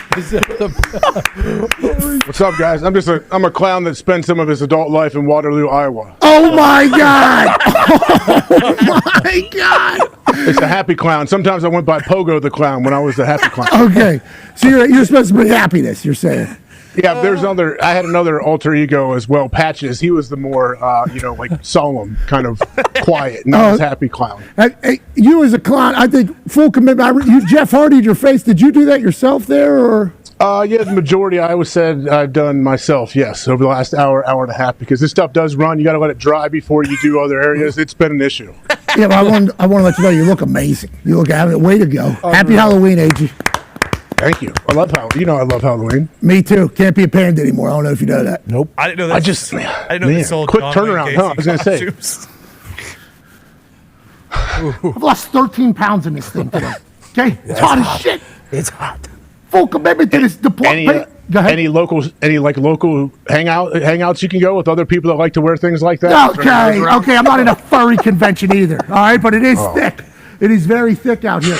This game tonight, okay, is obviously one that has a lot of people confused. They have a lot of people confused. They say that the Jets shouldn't be favored by 2.5 now. Was 2 yesterday. Everybody thinks the Texans, C.J. Stroud, a much better place, obviously fresh off of a win against the Indianapolis Colts. They're the AFC South Division leaders. The Jets, what are they? Well, they're a team that has turned to cayenne pepper and water to turn the entire thing around. What are your thoughts early here on the game, as we will certainly make our picks in a little bit? So let's say if Stephon Diggs was playing, what would this line be? Or pick him? Or Nico. Or Nico. With both of them out, that's obviously a huge deal, right? Flip it. Yeah, but they still got Tank Dell, Mitchie. They still got Joe Mixon. They still got Dalton Schultz. Now, the offensive line was not able to slow down DeForest Buckner last week, brother.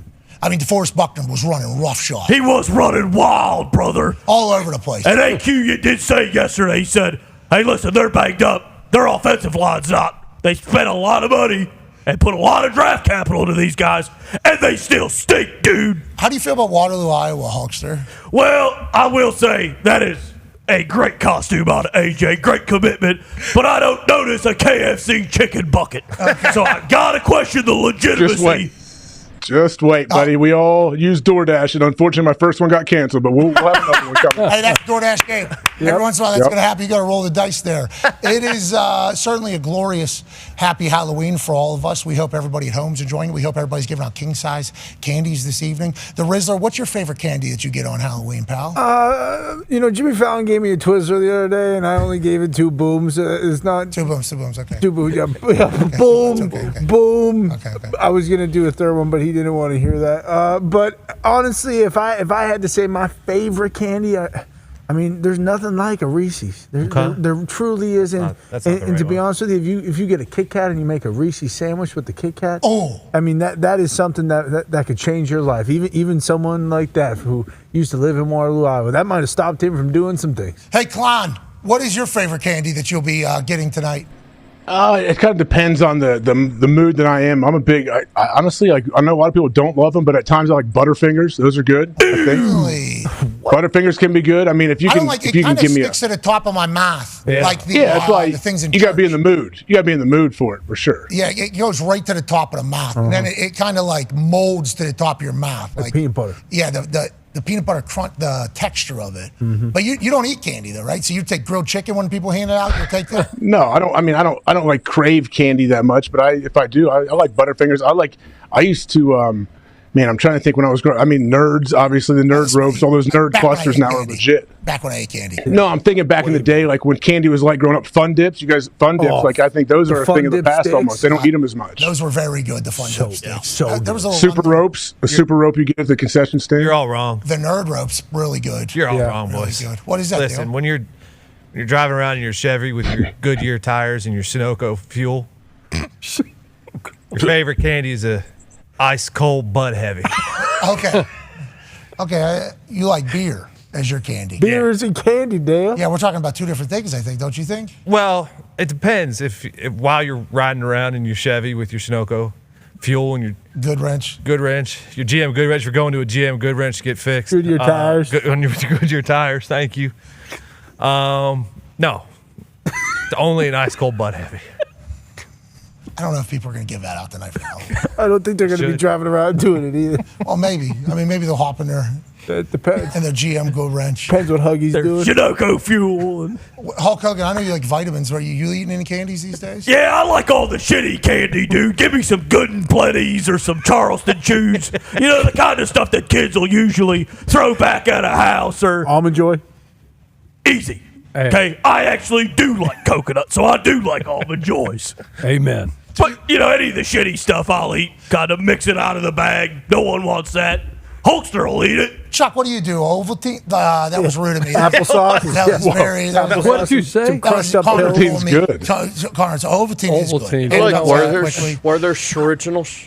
How do you feel about Caramel Coach hard Bono in the candies? back, AJ? I sent him a text once I saw him pop up, and he started warming up his arm too to make some money for people. Hey, It was good. did you paint your face white? Yeah, painted my whole face white first. Tried to get it to dry. It didn't dry as quick as I You're not thought, the so I've only one redone doing it a that. few You're times. not the only one doing that. Well, I would like to say That is committed. Ryan Clark dressed as Bill Belichick was awesome. So sick. I would like to that on was the record. legit costume too. Like, who made that? Impressive. All in on that entire thing. People are not happy with it. Nope. People are not happy with it. We'd like to let it be known. I thought it was incredibly creative, especially on the set with him. And if did he commitment talk like him the entire episode? I guess we don't know. No, they didn't do the entire episode in their costumes. Well, see, we were good. I've lost. My ass is drenched right now. You look like you're going to shower. Yeah, now you don't have to work out. Now you worked off all your candy before you even started eating. Oh, sauna, you say, Yeah. if you will. I'm a Reese's guy myself. And if you're going with the 4 cuppers, I'm hitting your house 3-4 times. Sure. Have to. I really appreciate what you're doing. I'm not taking more than one at a time, though. That's fine. Now, to be clear, whenever you're taking the kids out, how are you supposed to give out candy? It is. I'm putting a bowl out tonight. Yep. Take 1 or 2, and guess what? I bought a bunch of bags, but I'm putting 1 fucking bag in there. And when it's empty, it's empty. I'm not going home and refilling it. So if you're a kid in my neighborhood, make sure you get to my house early, brother. And don't. Take one. No, in that situation, I'm okay. You know, you want to take 2 or 3 Smarties? Knock yourself out. But guess what you're not going to be taking? A king-size Snickers or a Milky Way or a Reese's. You're not going to be getting those from me this year. Dude. All right, we have a new segment, AJ. Oh, no, sorry, clown. John Wayne. Mr. Gacy. I didn't say that. I didn't say that. You did. You heard Pogo. it. You heard it. You know, you A said lot of clowns did back then in that era. it was. Clowns did have quite a run. But you only roomed one at Ohio State. I don't know about that. He was a clown. I don't think that time's up. But I I don't think will it time's say, up. you as a clown, full commitment. I appreciate. Happy Halloween, obviously, to all parties. There's a new segment now, and I'm very jacked up about this one. This one's a good one. Now, we're not 100% sure how it's all going to work because we're kind of one thing leads to another.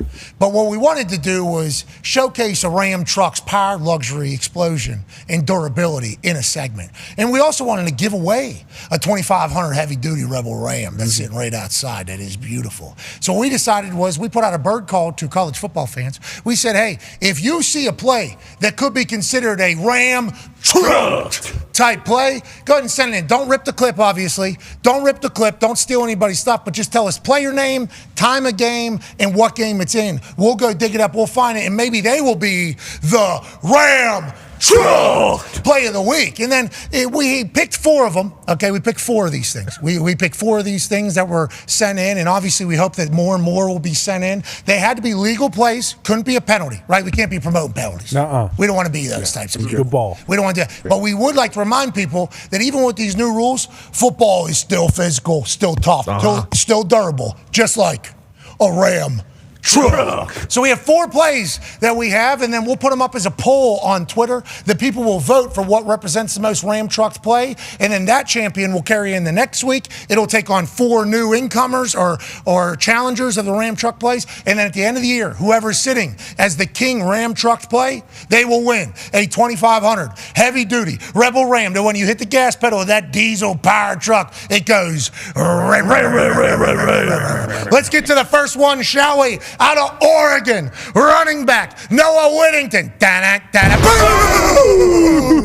That was a touchdown. Boom! Cuz from Illinois got absolutely Ram truck. Boom! That'll be titled the Oregon Cutter in the poll below on the AJ. You don't want to get in the way of that train, pal. Never. I'm never getting in the way of that train. That was impressive. Yeah, Noah Whittington said, let me Ram truck you. Let's go to the second play here. This is in Wisconsin. It's a fullback. Didn't score a touchdown, but what'd he do? He Ram truck! A Penn State guy at the goal line to lead for a touchdown. He leaves his feet, the guy in from Penn State. Boom! Boom! Boom! Boom! Ram truck! Now listen. Everybody's wondering, what are these 2 guys potentially fighting for? Well, it's that 2500 Rebel Ram. Oh, the screen. This thing's heavy duty, but look at that screen. Look at the technology. Look how nice it is inside. Easy to use, the luxury you need, and also the power to endure anything. It's the 2500 heavy-duty Rebel Ram truck that is available to one of these guys if they're able to win the Ram truck contest poll through the end of the year. It's beautiful. Let's get back to 2 more people that'll be hoping to win the Ram truck. Here is Boston College, Bryquise Brown. Saws him in half. Go. Breaks on the ball. What a play. DB's making an appearance on Ram Truck. Chuck, how do you feel about it? Double leg takedown right there. And you don't tackle to the ground. You tackle through the ground. You're damn right, especially whenever you Ram saw somebody. And then this one wasn't this past weekend. It was the weekend before, but we had to get it in, okay, because somebody sent it to us. This one's called the Mount Union Boom. DB, Weston Arthur. Boom! Loses his helmet. Loses his helmet. Legal play, not a penalty.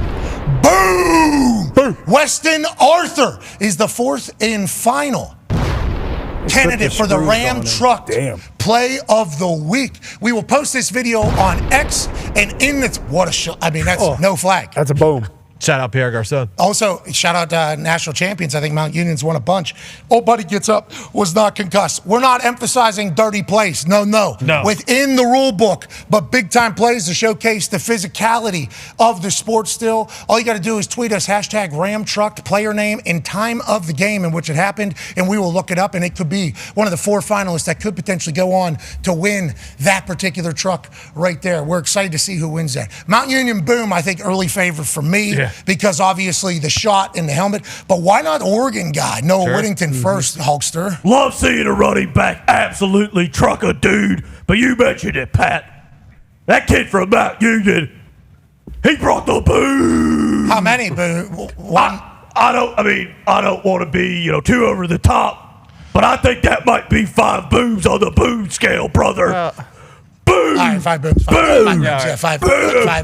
5 booms. We got it. Boom! 5 booms. Jimmy Fallon needs to do that every time. Yeah, no matter what. He needs to turn full heel every single night. AJ, did you see there's a person in the back dressed as you from the shoulders up? I did. Was that Foxy? Yeah, Foxy's A.J. Hawk from Shoulders Up. Ain't that right, Hawk? Yes, sir. Just one of my favorite linebackers of all time. And I figure if you pair it with one of the most accurate quarterbacks of all time, you have a perfect football player. Okay. Yeah, and A.J. Hawk and then Tua at the bottom. Did you see that? That's cool. That is cool. I mean, yeah, cool. I like that.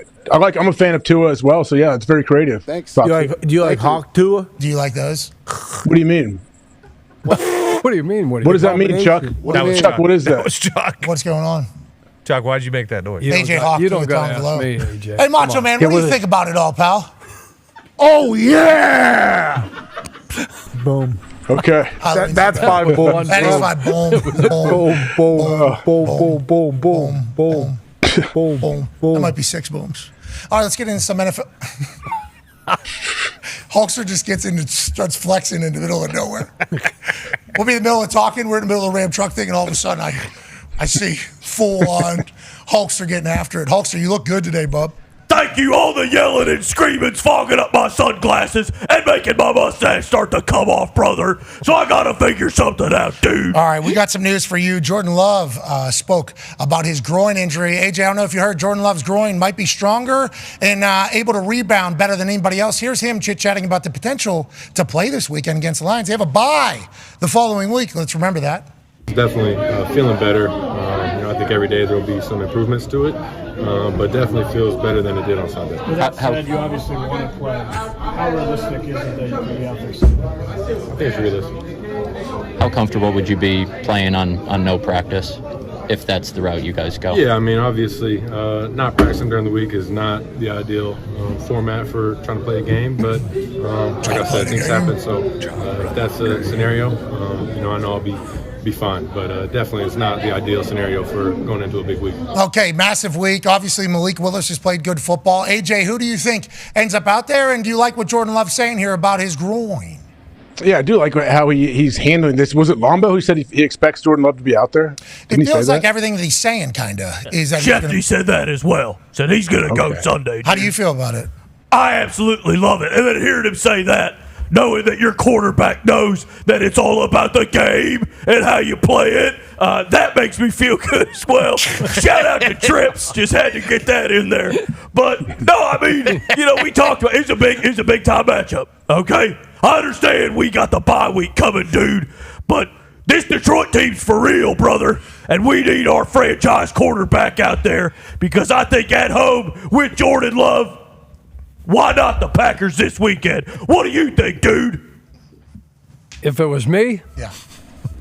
With that defense, to your point, because Aaron Glenn's going to send bodies at him, extra bodies. If you know that guy's limited, he hadn't practiced, number one, all week, and number two, he's limited, and he can't, he's not limited mobility. He can't get away from the pressure. Pack that groin, yeah. Because they have a hard time running. They have a hard time. You can't run on Detroit, and they're going to get you in second and third and long pass situations, obvious pass situations. That'd be a tough duty. You think with bye week coming, what would we? Well, because if you have a setback with a groin, even though you got a bye week, those things can get to be 2, 3, 4 weekers, depending on if you go aggravate that thing even more. And they've had success with Malik Willis. And Malik's won, to your point, yeah, exactly. But this is for NFC North supremacy here. I agree. What the hell do you know, Coach? Also, listen, I understand Malik Willis has won, but you can't play the Titans and the Colts every single week, okay? Amen. We got the meat of the NFC North schedule coming up. The Colts? And, yeah, I mean, look at the Colts. And look at the Titans. Listen, I love Malik. He did what he had to do, dude. But we got games against the Lions, the Bears. Don't you have any faith in your defense? Absolutely. I also got faith in the guy we're paying $55 million. And if he says he's ready to go, I think he's ready to go, brother. Don't you have to protect him from himself? Our line's been pretty damn good, and everyone's talking about, hey, the Lions need to go trade somebody. They don't got no pass rush. So bring it, Aaron Glenn. Send as many guys as you want. Packers are going to be just fine. I didn't know you were such a big Packers fan, Hulkster. Well, I tend to pass around. I really like that Matt LaFleur. I like him a lot, dude. Any other Packers legends you're a big fan of, Hulkster? I mean, do I have to say it? We got a number 4 in a glass case in Hogan's Hangout.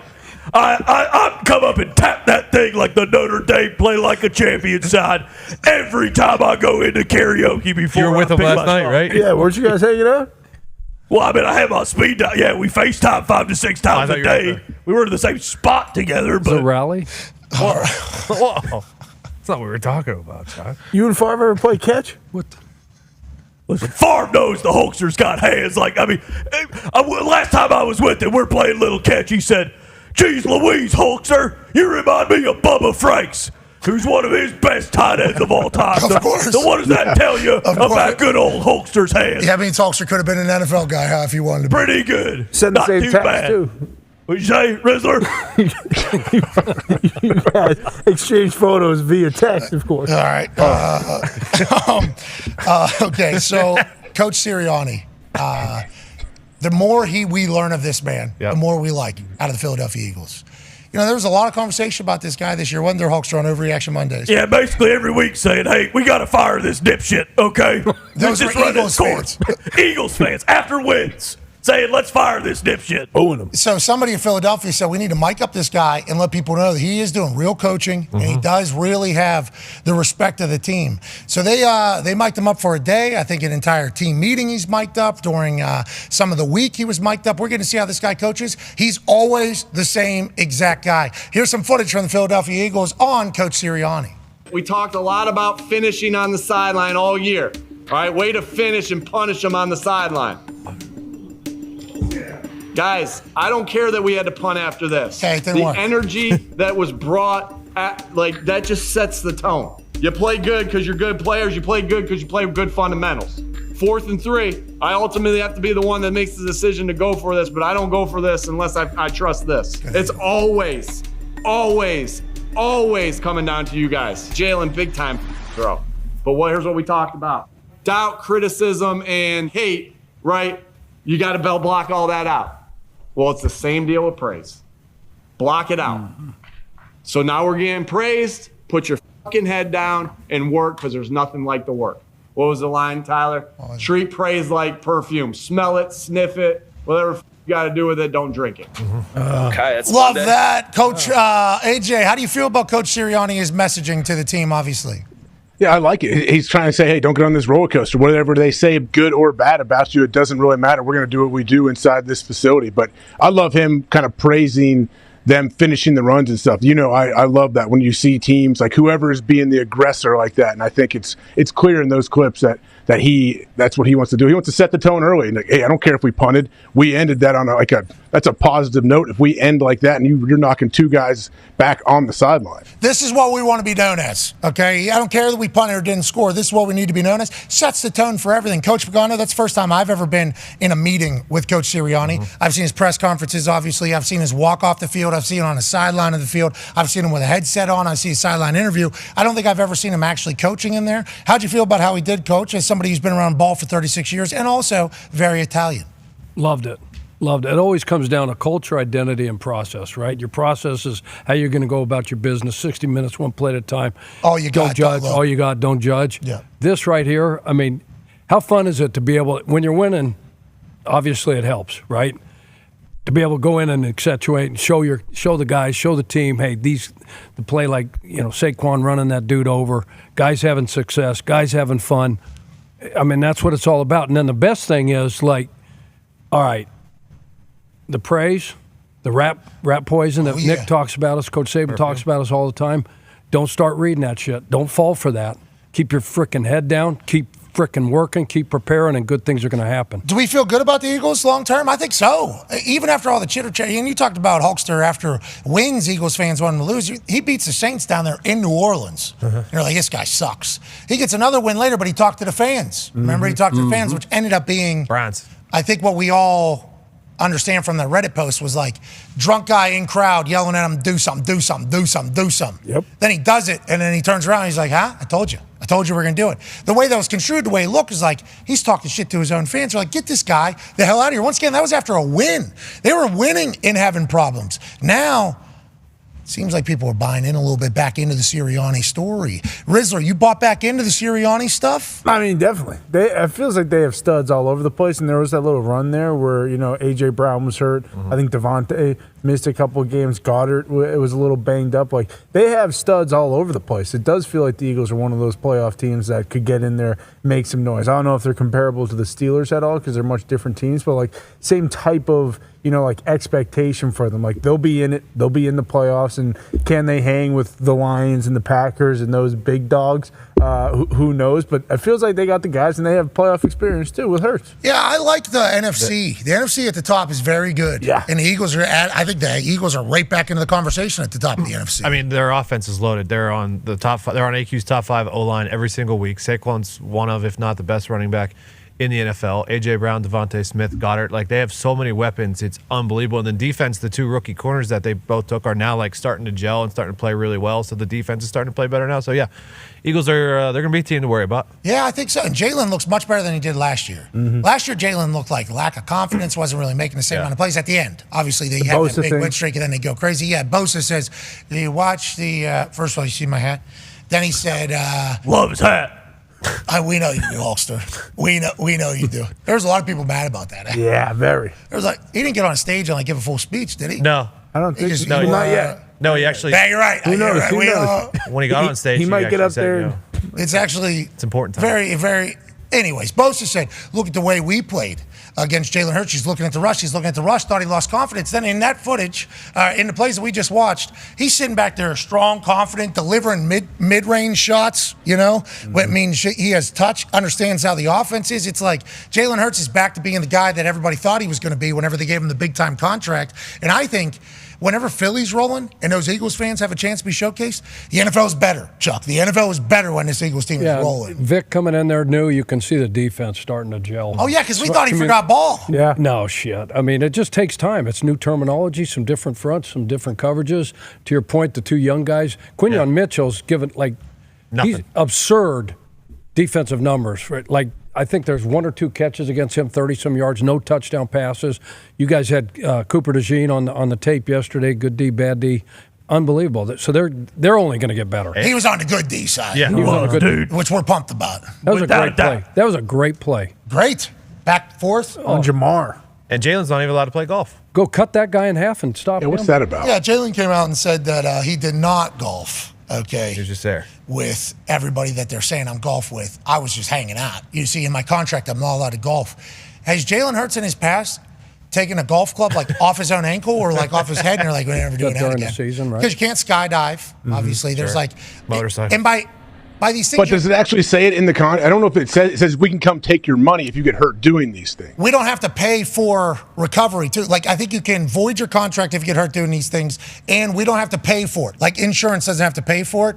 So I guess golfing could be considered that, because he could, potentially be in a golf cart, say, look at me, turn that sumbitch sideways, and all of a sudden he's Johnny Knoxville, bum, bum, bum, bum, bum, bum, bum, flipping over there. Yeah, I was going to say, we never know. He could be one of these absolute wackos who takes his golf cart and drives down a hill going 85 miles an hour before, Could be. both guys are yard sailing and one of them's dead. And, hopefully it's not Jalen, but we've seen enough videos. This goddamn thing's driving me nuts. But we've seen enough videos, of guys doing that kind of stuff. Maybe he just doesn't like golf. Maybe he just says, I'm allergic. I'm not allowed. Yeah. Legally not allowed. It's not fun. Contract, they're paying me so much money, I'm not allowed to swing club. Can't hit fairways, dude. Yeah, and also, he swings so hard because his legs are so big. Yeah. Huge. He might hurt his back. You know what I mean? They might say golf is a real risk for Jalen Hurts with the way and how jacked he is and how cool he looks. You can't look that cool golfing. No. Because you got to be stressed a little bit. You got to look like this. This is how you look when you golf. Yeah. Most of us. All the time. All the time, right? Don't you think, H? Yeah, but so wait, did he just ride around the cart and watch and hang out? Is that what he did? Yeah, he was Sounded in like? Saquon's I think he was at the 19th hole, if you know what I'm It's saying. also a good excuse if you stink at golf. Shake legally, I can't do that, Coach. Yeah, I can't play. Have you and the Waffle hung out at all? You guys get a photo together? Yes. Yes. What was your favorite team you ever coached? Yeah. Probably. Oh, jeez. So many. We weren't prepared for full sentences. I was a player. I was 4-year starter safety at Wyoming. Oh, yeah, I forgot about that. I was kind of coaching the secondary there. I kind of like that. You used to play with your hair on fire, too, didn't you, Coach? Absolutely. That's why it's great. He used to fly around. Speaking of hair on fire, Tua's got a new hair color. Yeah, he does. Did you see that? Did you see this, Age? I did. Oh, yeah. It looks good. I don't know if it's Halloween, but I do know Tua dyes hair. We're happy about this. Cool. Yeah. It's cool. Let's go back to the Hulkamaniac in the back, as Hulkster would say. Miami Dolphins quarterback back. No guardian cap. New hair. Are the Dolphins about to go on a run, Gumsh? Tough one in Buffalo this week, but that's the same hair color he had when he threw that bomb and Alabama won the Natty. So maybe he's taking it back. Let's go. It's go time. Oh, it's like rally cap. Yeah, it's time to go. We got to win some fucking games. It's like boys. cayenne, like his cayenne. Yeah, do you think he used the Herbal Essence Intense Bleach Blonding kit, or what do you use? What do you think Tua used there? Just for men, I don't know, but people aren't happy about him telling people to eat potato chips. I'll tell you that much. What do you mean? What did he say? There was that bad snap people were talking about, and he didn't catch it, said it was his fault and the center's, and he basically said, it's not that easy from the couch eating your chips. Okay, so he said, listen, I know you guys see everybody else do it on a very successful rate very regularly, and we did it in an inopportune time, but it's not necessarily just an easy layup to get done every time. Yeah, Miami media is outraged about it. They're calling him salty too now. I don't love it. Oh, like the salty chips Oh, area. yeah, exactly. So maybe sea salt and vinegar. Yeah, exactly. Sea salt and vinegar is seemingly the go-to. I'll tell you what, I've become a salt and vinegar chip guy. Never a chip guy. From the Ireland trip. Bingo. That's what it was. That's exactly what it was. And I think maybe they pair great with the I almost fainted in the first hour. AJ, legit. You're looking better now.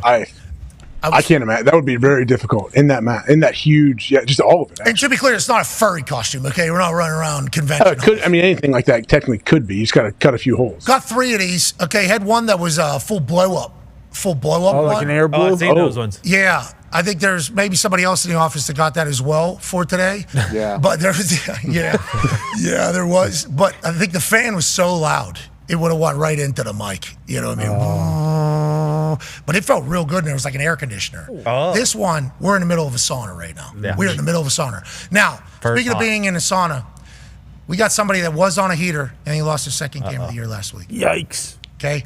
And it's Halloween. We got families. So I don't know how long today's program is going to go. Okay, so we do apologize to everybody that hangs out with us on YouTube. But talking to you, Coop. Yeah. There's 82,000 people watching on YouTube right now. Yeah, you say, hey, what's this Bradley Cooper situation? Dude, I missed it, man. Oh, so cool. So crazy. freaking cool. So crazy. Get a text message yesterday from an unknown number. Says, name of other person, very popular. Gave me your number. Big fan, watch show, the whole song and dance. And then it ends with, it's Bradley Cooper. And I go, wow, bullshit. So I don't answer. I just look at it. All right, I'm not doing it.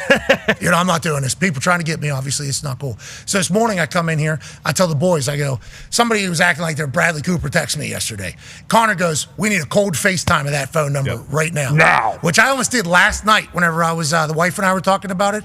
I was like, because I was so dumbfounded by it. I'm like, why would somebody do this? Why would somebody do this? Well, there's a lot of reasons why somebody would do this. Just try to dick with me, get me, you think you're so cool, yada, yada. You think Bradley Cooper's going to text? Okay, that's awesome. Humble yourself. Cold FaceTime earlier today. Guess who was on the other side? Bradley Cooper. Yeah. Yeah. You guessed it. Cooper. So cool. So sick. So cool. I literally, as soon as he answered, You guys start singing? You guys start singing to him or what? I did do it. Tell me something. I said, and then we went on.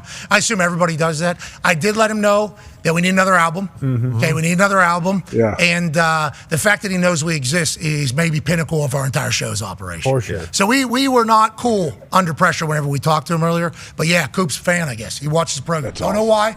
Don't love it. We need his brain to remain good. We were kind of ruining it, but it was a big moment, Age. It was a big I'd moment. say. He's a big Philly fan. I mean, he's a giant Philly fan. He sits in the owner's box a lot of times, doesn't he? Philadelphia Eagles nut, self-described. In text message. Nice. It was. That's awesome. That was all time. Yeah, so maybe there's a time. What a talent. Yes. Yeah. What a talent. And tell me something, girl. Are you happy in this modern world? Or do you need more, dude?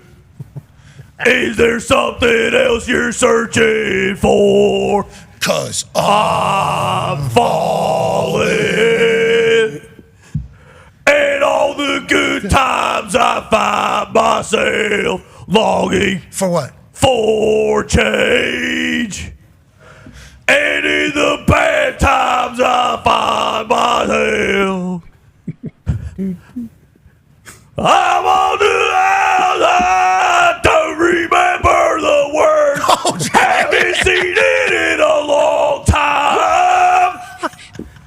I used to know all of them. Be reassured.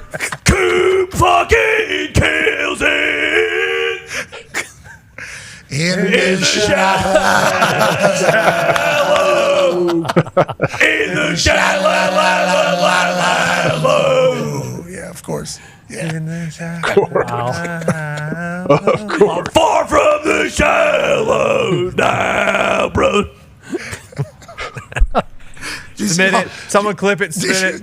Did you see Hulkster do the World Series breakdown? Yeah. Are you kidding me? That's got to lead off Sports Center. I mean, going through the whole game. We really abuse what we do. Halloween's the best. It is. It is Happy good time. Halloween, everybody. It's the best. Remember the one Halloween where all of our cameras went out? We just had one camera. One still shot. Oh, yeah. That was the first time we did it, too. Yeah. Yeah. Great. Said we're never going to do it again. But then we do. Here we are. And here we are. Okay, on this particular Halloween Thursday, Chuck's going to get back on his heater. Now, there's a lot of things we need to look at for tonight's game, and Chuck is 6-2 on these Thursday night football games against the spread. That is a phenomenal record against a book, any night. Last week, he loses. We all do. Did not know Puka Nacua was going to be playing as much as he played. Good. I mean, this guy's been watching the Bradley Cooper School of Acting, too, in these graphics. Okay, we obviously know that. Look at, he says. And then he puts his glass on, has his coffee. Oh, no. Back to work. Oh, no. That's good, Chuck. Okay, now we got Jets, grind. Texans. Jets at home, favored by 2.5. Chuck, let's look at some of the, game records that each of these teams have. Let's start with the Houston Texans looking ahead to this Thursday. Who are also 6-2, Pat. Okay, good football team leading the AFC South. Yeah, leading the AFC South. Big win over the Colts last week. Yeah, so we got highlighted here? Joe Mixon, baby. So we heard Lombo say this, right? And he's exactly right. We're going to need a ton of Joe Mixon tonight. Damian Pierce is out, his backup. So you're going to get a face full of Joe Mixon. The Jets have a good defense. They got a good defensive front. They've been a little bit inconsistent, especially of late, Lost the 3 games with Olbrich. He's the defensive signal caller. Yeah, they've gotten worse on defense, they say. So 17 points before Saleh was fired, 17 points a game. Now it's like 28 points a game. Well, they played so significant. And almost 60, 70 yards of total offense. So this guy's going to play a huge factor tonight, especially with the 2 wideouts out. Nico Collins is obviously out and Diggs is out. So Tank Dell, who you see featured down here, he can make plays. He can make plays. And CJ, like we talked about earlier, he had a great start to last year. He came up lame and got injured and didn't finish the season, but they're going to need a lot of Tank. They got Dalton Schultz. You mentioned him, Pat. He's going to play a huge factor. The biggest thing is this offensive line. You saw the Colts last week get after this guy's ass. They've been sacked 20. He's been sacked. CJ's been sacked 22 times. Jeez. And the thing is, they got McDonald on that deep. Will McDonald the 4th, right? Mm-hmm. You got Hassan Reddick, who just signed. Quinnen. Came out of, whatever his holding was, his hiding, his darkness. So he's back. He's back out there. Quinnen Williams had a good game against New England. Everybody has a good game against New England. We're gonna see some highlights here. Let's go to the Houston Texans defensive side of the ball here. So up top, you got Will Anderson and you got Daniil Hunter here on the sack. Ooh. Boom. Yeah, they're good. Boom. Daniil's got 4 or 5 sacks. Anderson's got, I think, 8.5. 7 and a half. And he leads the league in TFL. See, he's coming off this edge. He gets Anthony here quick. So they've got some dudes, on that side of the ball. And then for the Jets, what do you think? What do we need to talk about over here? The big thing, with the Jets, they're 2-6, just the opposite of Houston, 6-2. They've had their issues with Zerline, so they did a great thing. He's been playing hurt, and it obviously shows. I mean, you see this sidewinder, this extra point he missed. He also missed a field goal in this game, so they put him on IR. They've signed 2 dudes, right? Schrader and Riley Patterson. We don't know which one of those dudes is going to be. Everybody's going to find out when they trot a guy out there tonight. Do you think they're going to have a pregame competition? Who's hitting the ball better? I would imagine. How's that work? If that was me and you doing that, you were the special teams coach, I was the head coach, I think we'd probably already have that competition. Yeah. We'd sign them, we'd bring them in, then we'd have that competition, so we'd already know going into this game. So we're going to probably find out when they do the inactives.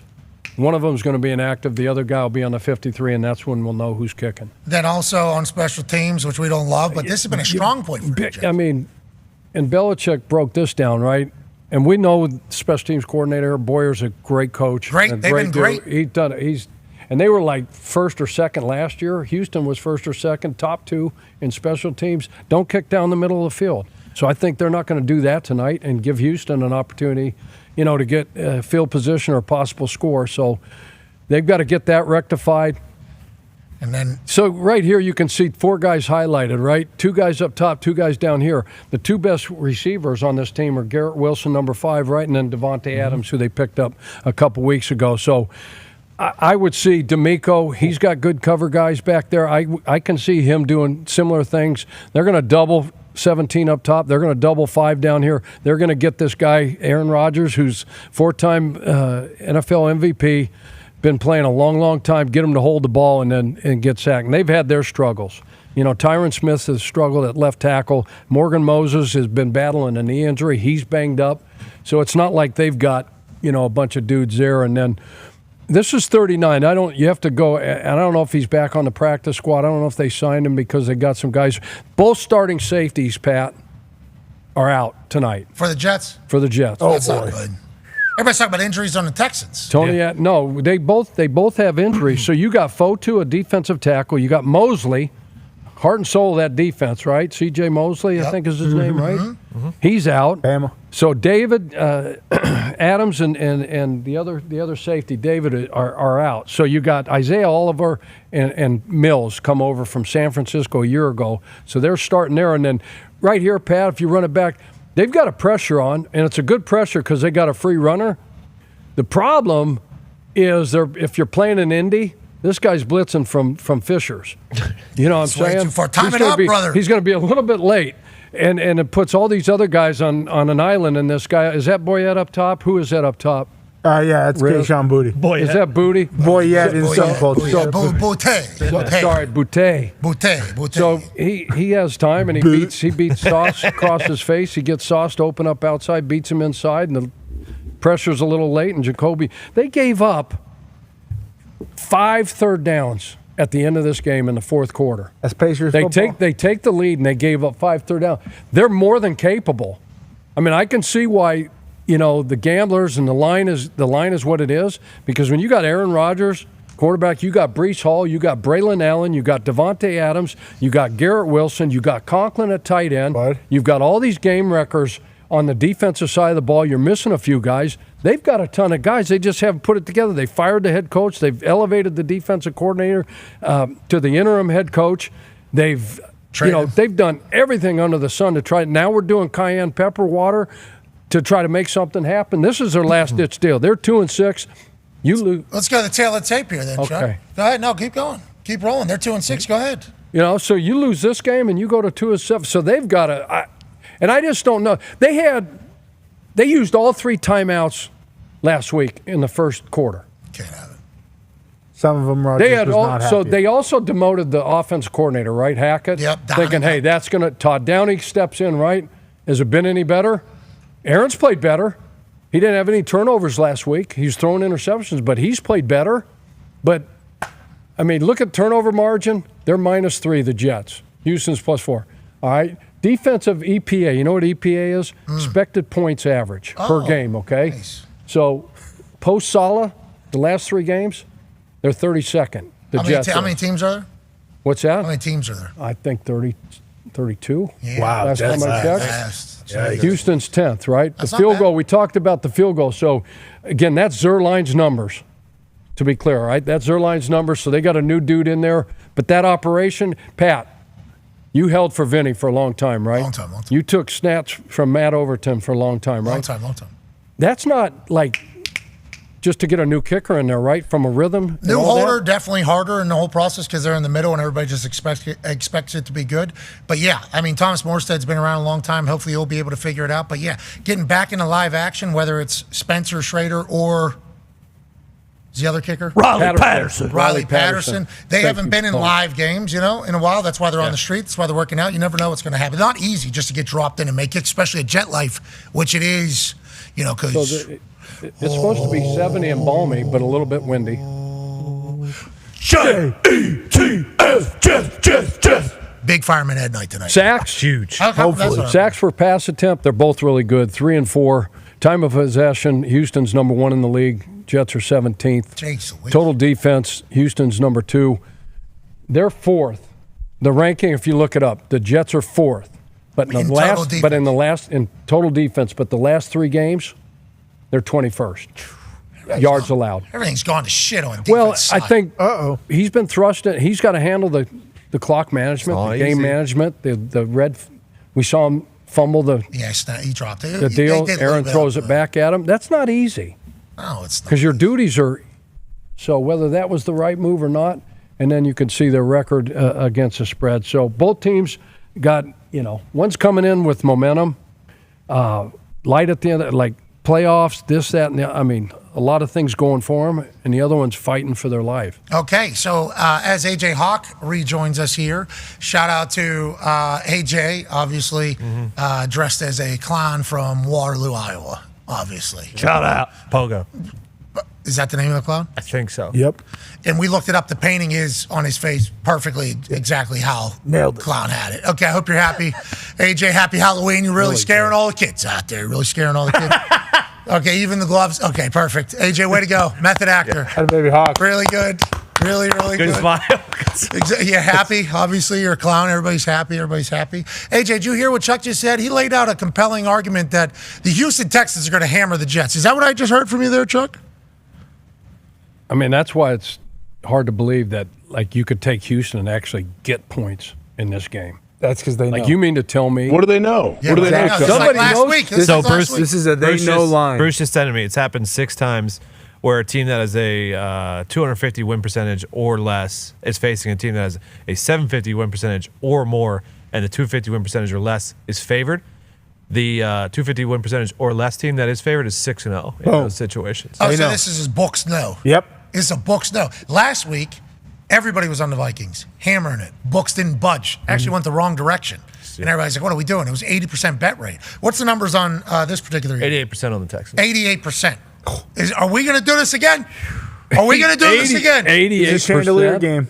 88%. It's a chandelier game where they know. Yeah, but remember, there was 3 weeks in a row where they were losing the chandelier games. They were. 88%, 78%, 75% was actually hitting. The public was hitting. We were all in together. Remember, we're in the middle of trade deadline season. Everything's trying to get separated and get even pandas are ripping people apart allegedly. But now, we're potentially unified. Maybe this is a team, right? Maybe this is maybe this is 88%. We're good. Maybe you don't think so, Riz? I just think I think this is one of those ones where because all those bets had felt obvious for the team that we all thought was going to win, and in this situation, we all think obviously the Texans are going to beat the Jets. They're 6-2. They're a great football team. Your nails are phenomenal. Well, claws, but yeah, they're pretty sweet. They're shiny too. Unobtainium, no big deal. But with the Jets, That's from Pandora. Yeah, well, it might be. I probably got the name wrong. Just to be complete. I believe it's adamantium, dude. Adamantium. There it is. I know it Thank has you, an officer. eum. I knew it had an eum. It's vibranium. Vibranium. There it is. Officer, dude. Somebody uses adamantium. That's what Wolverine skeletons reinforce with. So just like you. Well said, dude. But it just feels like the Jets. I don't know what it is, but because it's -2 Jets when it should be 2.5. The other way around. Yeah, 2.5 now. Yeah. Then I might take the Jets -10 at this point. Really? Yeah, I think this is the Jets. I think the Jets might go on a run here. You think it's a big? Yeah, I think. Well, no, they're phasing him out, unfortunately. I don't know if it's a big game ever again, actually, but I do think it's a big cayenne pepper get back in. Really? You think cayenne pepper's the big get back in? I think this is the cayenne pepper bet of the week. Does it like the last time they played last year? Okay. At MetLife, Jets beat them 30-6. Last year, Zach Wilson. Who was quarterback? Wasn't Aaron Rodgers. Which? But CJ went out of the game. I don't know when he went out, but he went out with a concussion. Who's your pick, Joe? 88%? You're going with 8? No, you've been waffling. Oh, we've been waffling. Oh, he's about to get it chewed out. You know what I'm talking about? Num syrup. Oh, the spoon. Yum, yum, yum. Yeah, of course. Bingo. That is bingo, brother. You don't know which way you're going. So get a lot of syrup ready.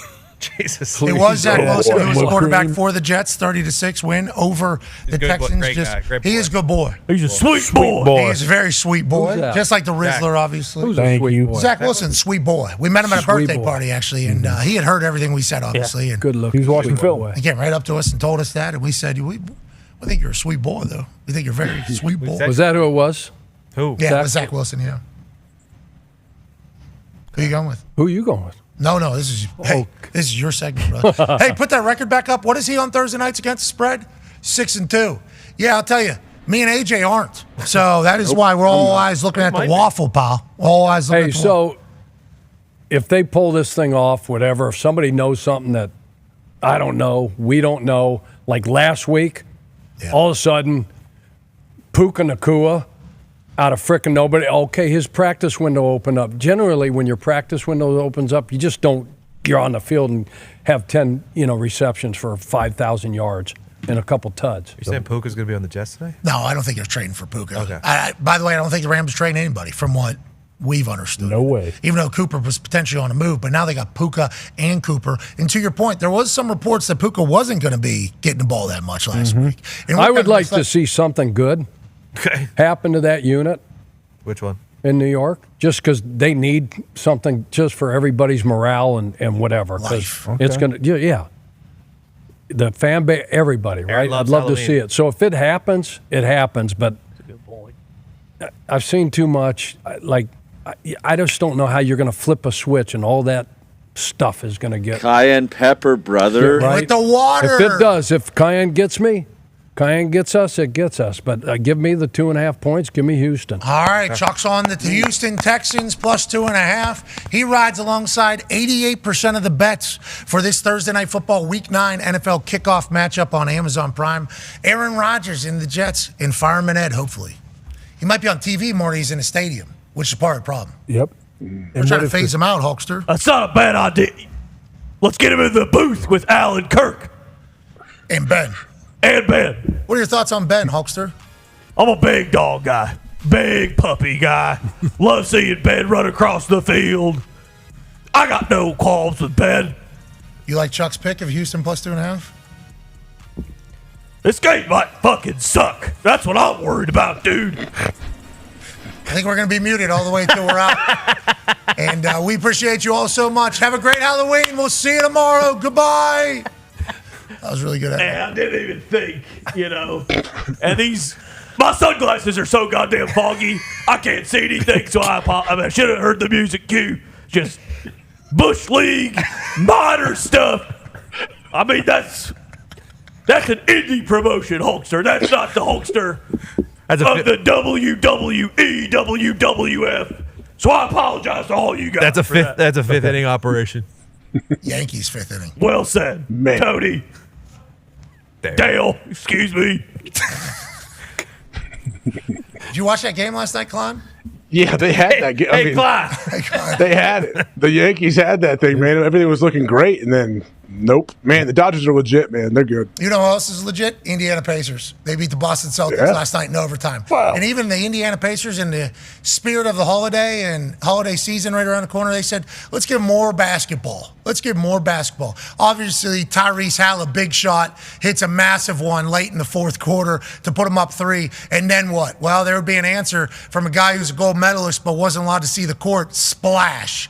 Splash. Game tire with 13 seconds left. They were down 24 at one point. It's like the second biggest comeback for something to get to overtime. Inevitably, in the end, Tyrese Hall, big shot, and the Pacers do too much and sneak out of there with a 3-point dub. Congrats to the Pacers getting a win over the Celtics. Celtics, obviously the reigning champions. Connor, you were talking that big shit yesterday, Rizzler. How do you feel now, pal? Still fantastic. I mean, you said it in there, and it's nice to watch the end of these highlights because when the Pacers won, they blew that game. I mean, they were up by, I think, 19 points with 8 minutes left. It was completely over. And what happens, The Celtics say, all right, fine. We thought for a little bit it'd be fun to let the Pacers get a win because they haven't been doing well, and we respect Indiana and basketball. But fuck these guys. Let's turn it on a little bit, and let's see if we can snatch their hearts once again. And they almost did. And then in the end, in overtime, they said, you know what? Let's go catch the end of this World Series game. What the fuck are we doing still out on this court? Let's just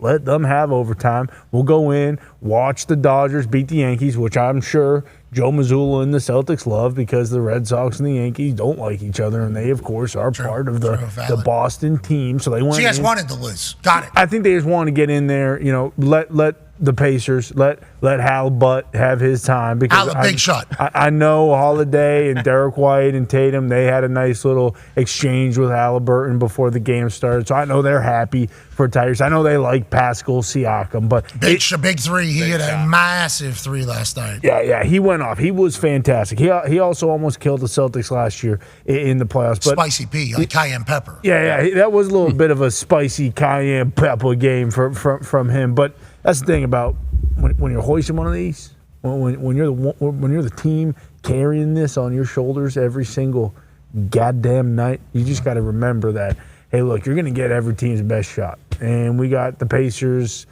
kind of best shot, probably their best shot, and we still should have won. So it's a loss. It's a tough one. We're going to get back on that horse. And that Matherin is a dog. God almighty, so can he play? Somebody posted a local Indianapolis reporter. I forget who it was, so I apologize for not giving the proper credit.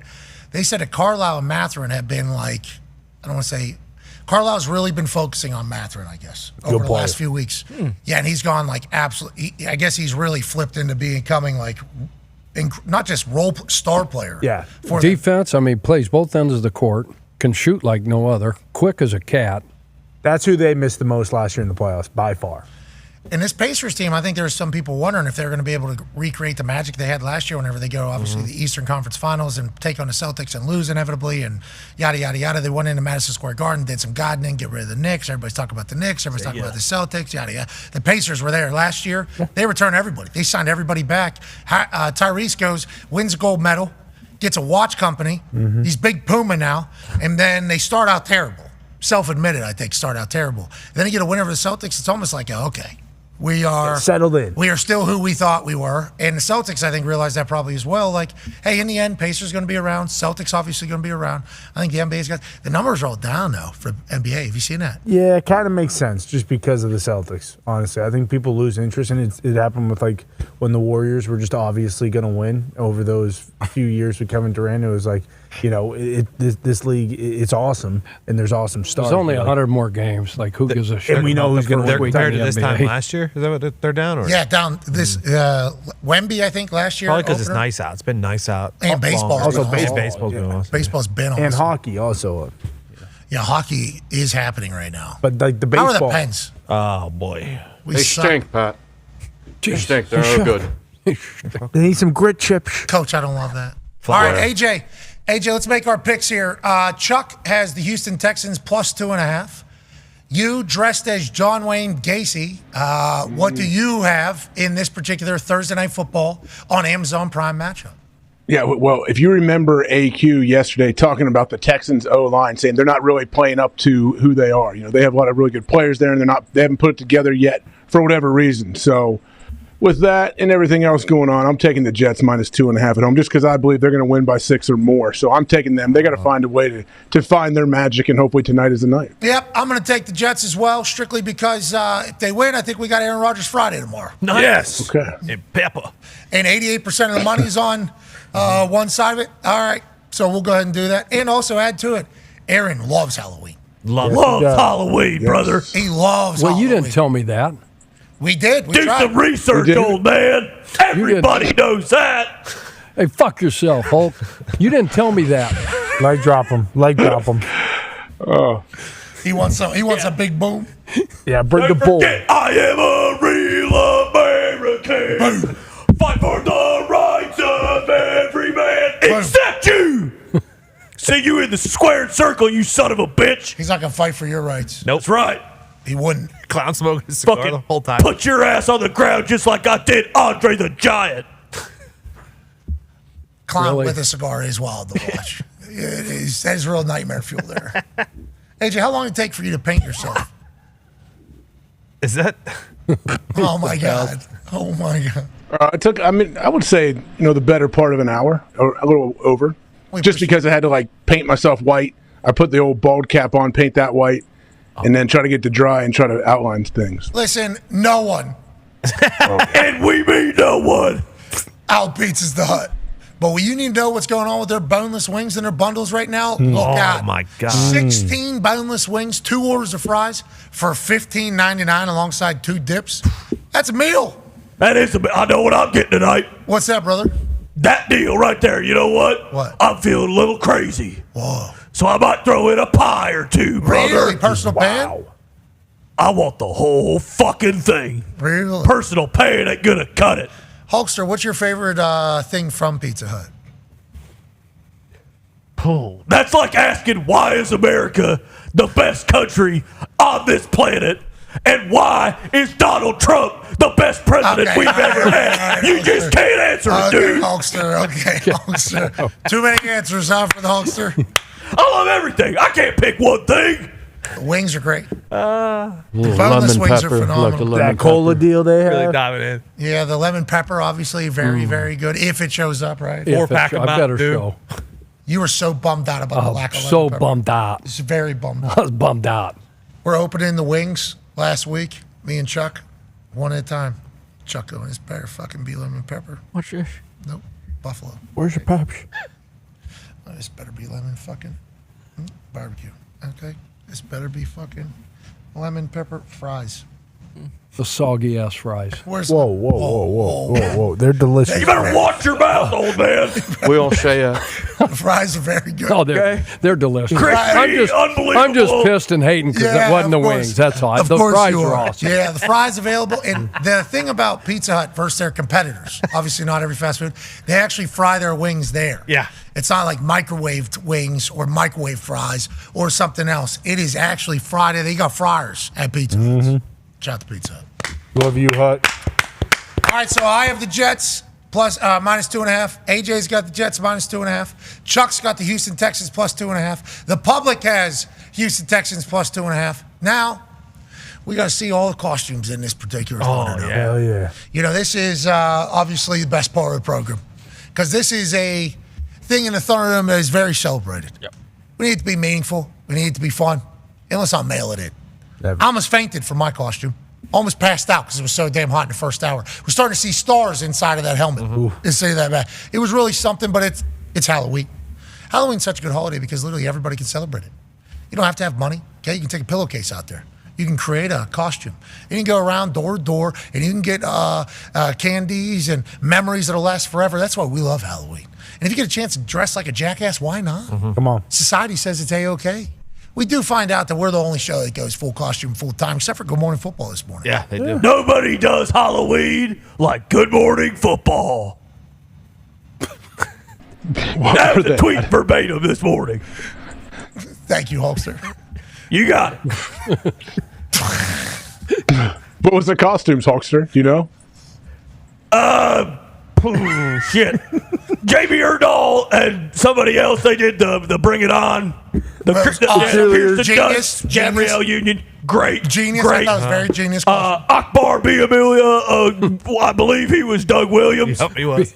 Baja B. Amelia. Excuse me. My throat fucking hurts really bad. And then Kyle Brandt was some take on Agaib. Nissan Agaib. Yeah, Caleb Agaib. He did the whole Dune, Caleb Williams thing.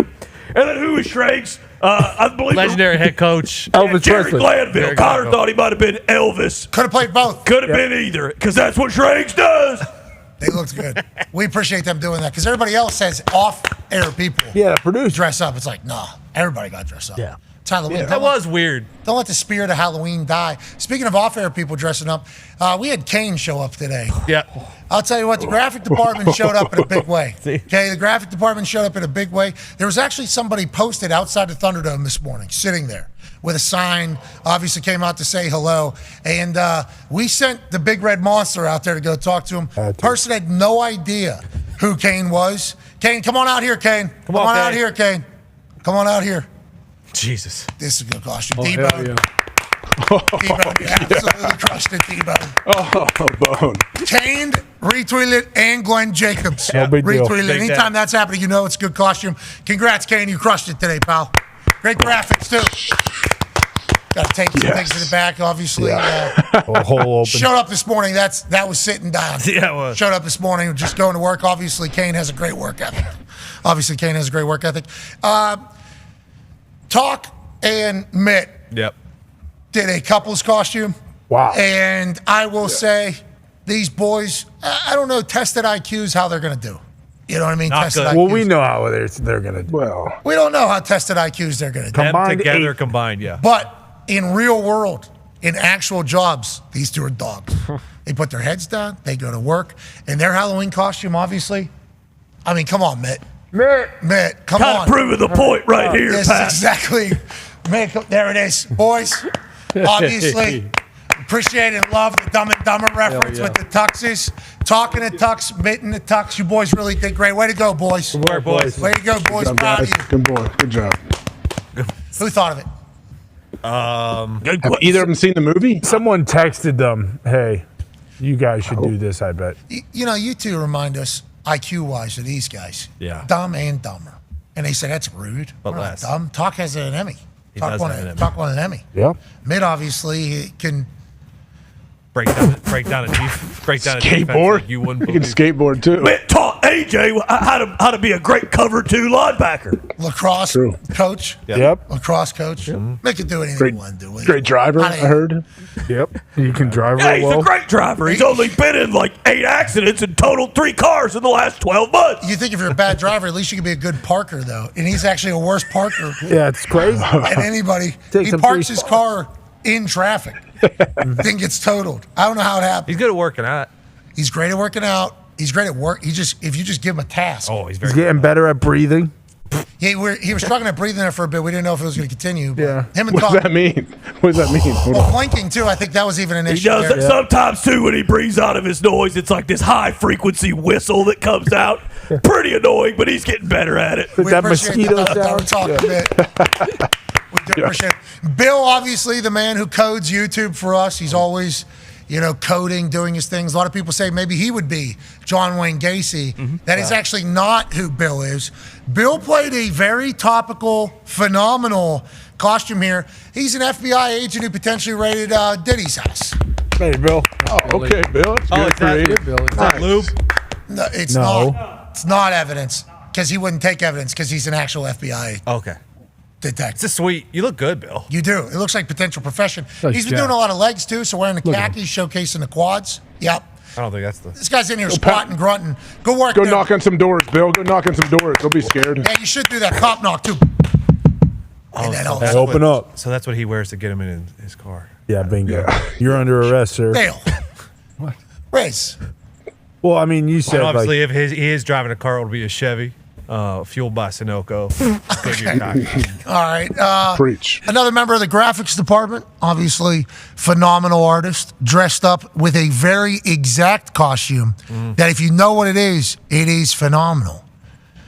From Woodstock, 1999. Ladies and gentlemen, Dirty is DMX.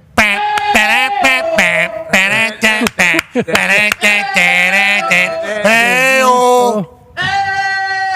Hey-oh.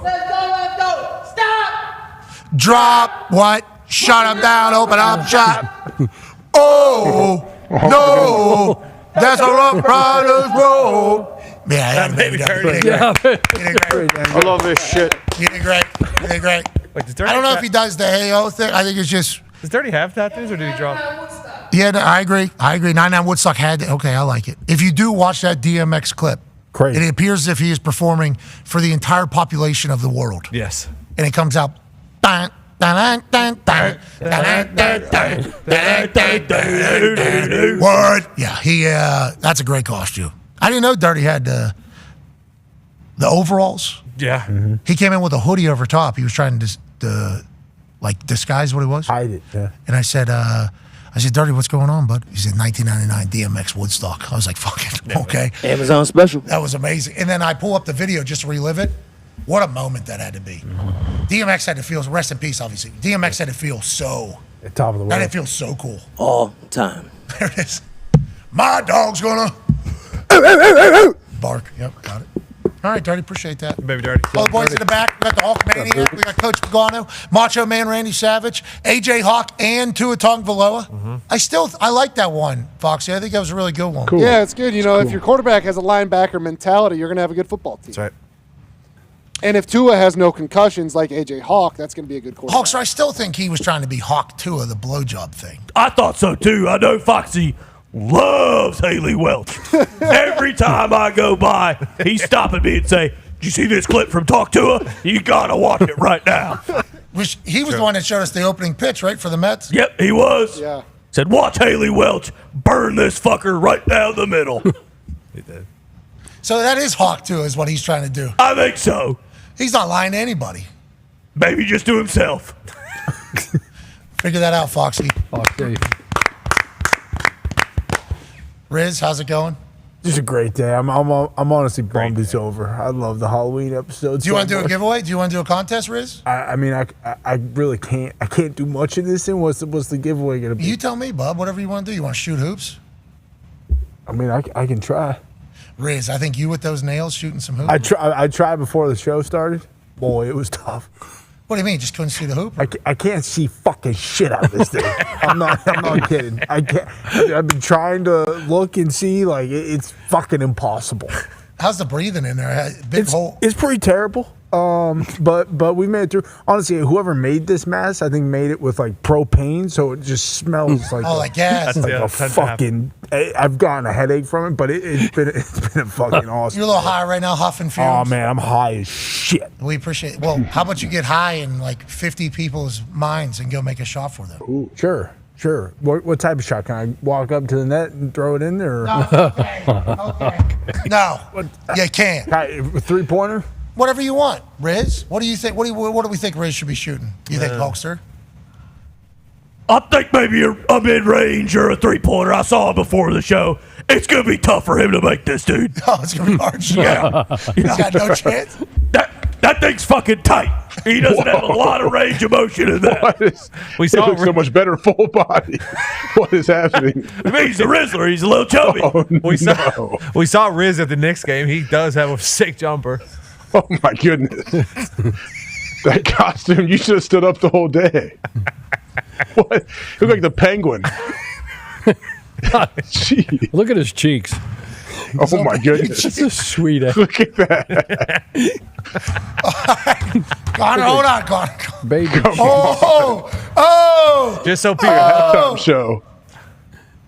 so people know, in Connor's defense, he did stuff. If they weren't here for the beginning of the show, he does have a pillow in. Okay, yeah, you're right. He did make that announcement earlier. It's not the natural build. Okay, Connor, if you make an NBA 3 as the Rizzler dressed as Black Panther, we will give 50 people $500. You only have one opportunity. Don't miss your chance to blow. One chance. Opportunity of a lifetime. Sure, he keeps his foot behind the line. Cheeks clapping. Nails are made of vibranium. Mm-hmm. The Rizzler for 50 people. Oh! All right, you got to do your ball's coming at you. I'm not even looking at the net. Nice catch there, though. It was online. Yeah, it was right online. I Just think you have a short. chance here. 30 people, $500. All you do is make this shot, Rizzler. Dress as Black Panther. Maybe off a dribble. Maybe vibe a little bit. On this Halloween, 30. Oh, no, that's scary. Double dribble. Stolen. It's all right. You're only good as your next shot. Frankenstein is starting to move, starting to defend. The Rizzler. Oh, it's all right. It's all right. Good looking shot, though. Good looking shot. In that gear, You're not great supposed effort. to shoot. You're not supposed to shoot. Good if it goes. Oh. Baseball. 30, 500. Oh. Okay. Thank you, Riz. Oh, okay. 30 people, $500. Baseball. Almost broken ankle.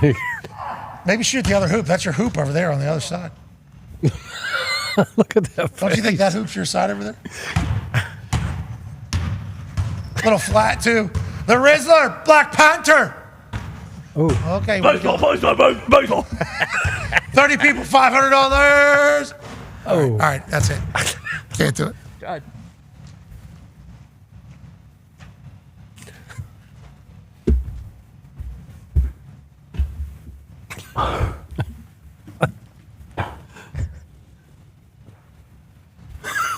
Sorry. Tell you what, Connor, finishing races is important. What? But racing is more important. I can't fucking breathe. That's right. That's what you do. That's right. Just shooting those, you already won. You know, just putting those shots up. I'll try. I can throw one. Oh, you want to do more? I don't know. I don't want the show to end. It's so fun. Look at AJ. Well, Waffle's about to try to win some money for some people. You okay with that, Riz? What? Can't hear anything. That's ears, man. I can't see my ear. Hey, I'll get it for you, brother. AJ, you haven't seen Ty's whole thing either. No, please. Ty's wearing slides. Ty's wearing slides. But he's got the whole. I think whatever we do, we got to start doing some lunges and some squats. Leg drop. Leg drop.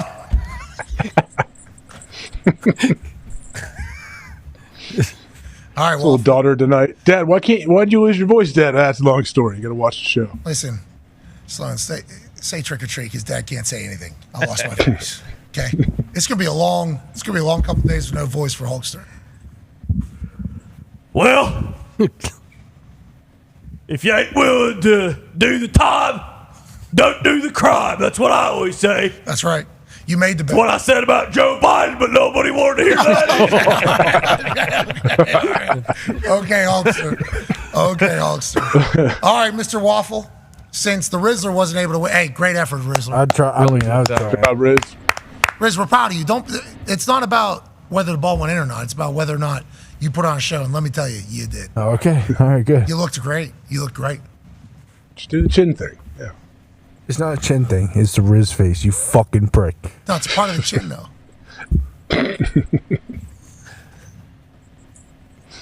Hulkster, you do the Riz face? I love the Rizzler. But I tell you what. Nope. No.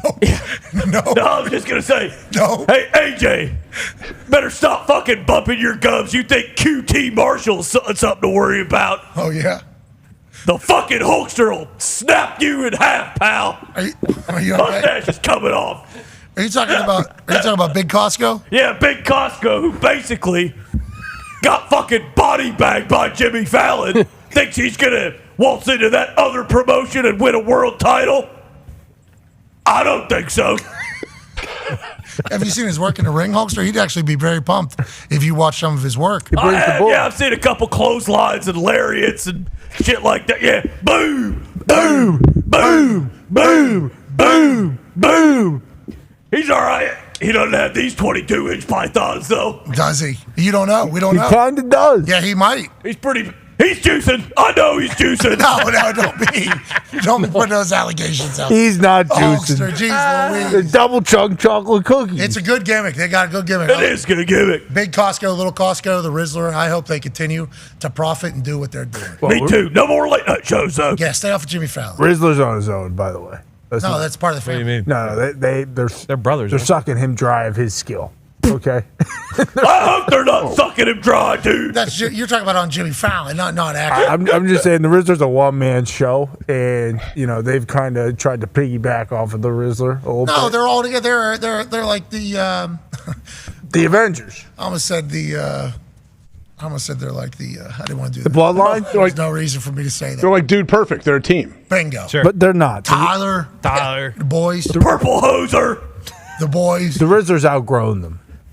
Well, maybe there might come time for him to kind of Justin Timberlake away from NSYNC. Oh yeah, and that time is now.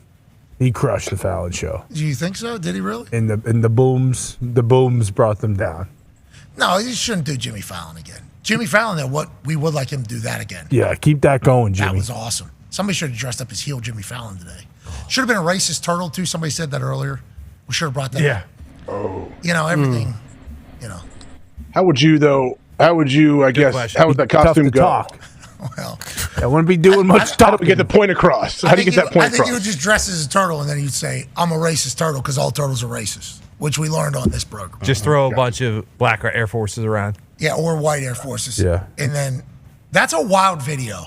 That is a wild video. That was a crazy happenstance that we found out about there. Turtles would literally, White Air Force, White Air Force, White Air Force, how you doing? No problem. Black Air Force, war! I didn't even know turtles had war mode. They had war mode. Yeah. We missed that. Next year we'll be better. We'll get it. We'll start taking notes now for what we could potentially be for next year. That's, relates to the program, because Halloween here. Were they real turtles? Yeah, Oh, yeah. Yeah, real. Oh, that's yeah. the problem, is they're actual turtles than they're We'll show actual you later, races. sir. Yeah. Basically, they see something white, they're cool with it. They see something dark colored, they're not.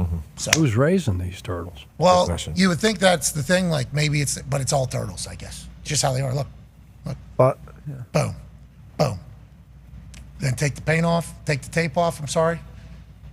Oh, sorry, sir. That's what he said. Sorry, sir. I didn't know that was. Don't you think they just think they're darkness and they're trying to get out? No, It's like, Chuck. because they're in the shadow right Don't bring there. reason in here, please. Chuck. Don't bring any reason in here. You're a waffle. Okay. Speaking of waffles deliver. I've been having a lot more now that I have my daughter. Oh, delicious. They are so good. Oh, they are. what kind do you do? Eggo, obviously, because I think it's so easy. You just Lego, pop that thing in a Lego. toaster.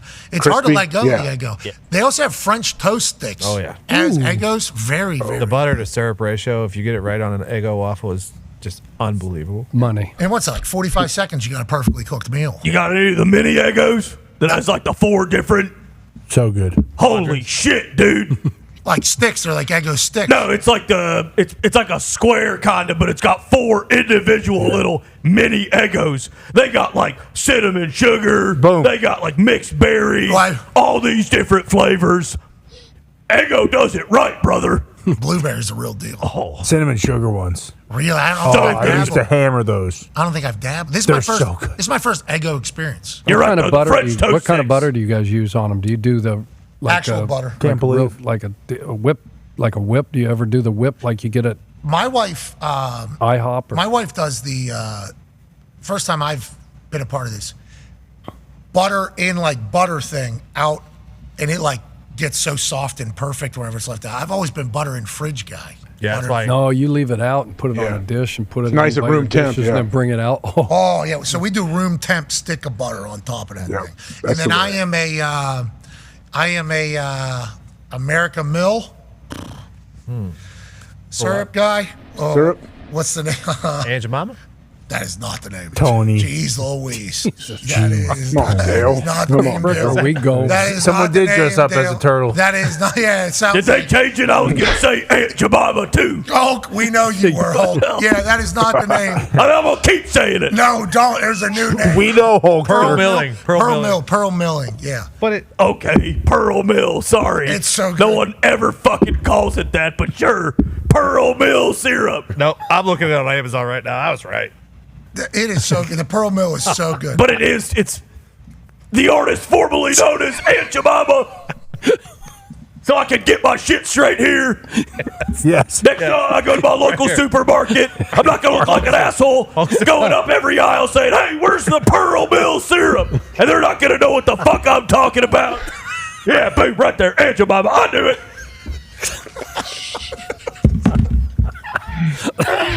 Thank you, Dale. Is it Pearl? Okay. Yeah.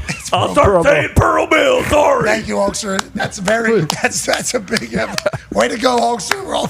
We can all change. I could change. You could change. Speaking of change, We can all change. Shout out Rocky Ford. all right, Waffle. There's only one way to end this thing. yeah. And that's with you hitting a shot for these people. It's Halloween. Give out a king size. 50 people. 50 people, $500. Who's wheezing into the microphone?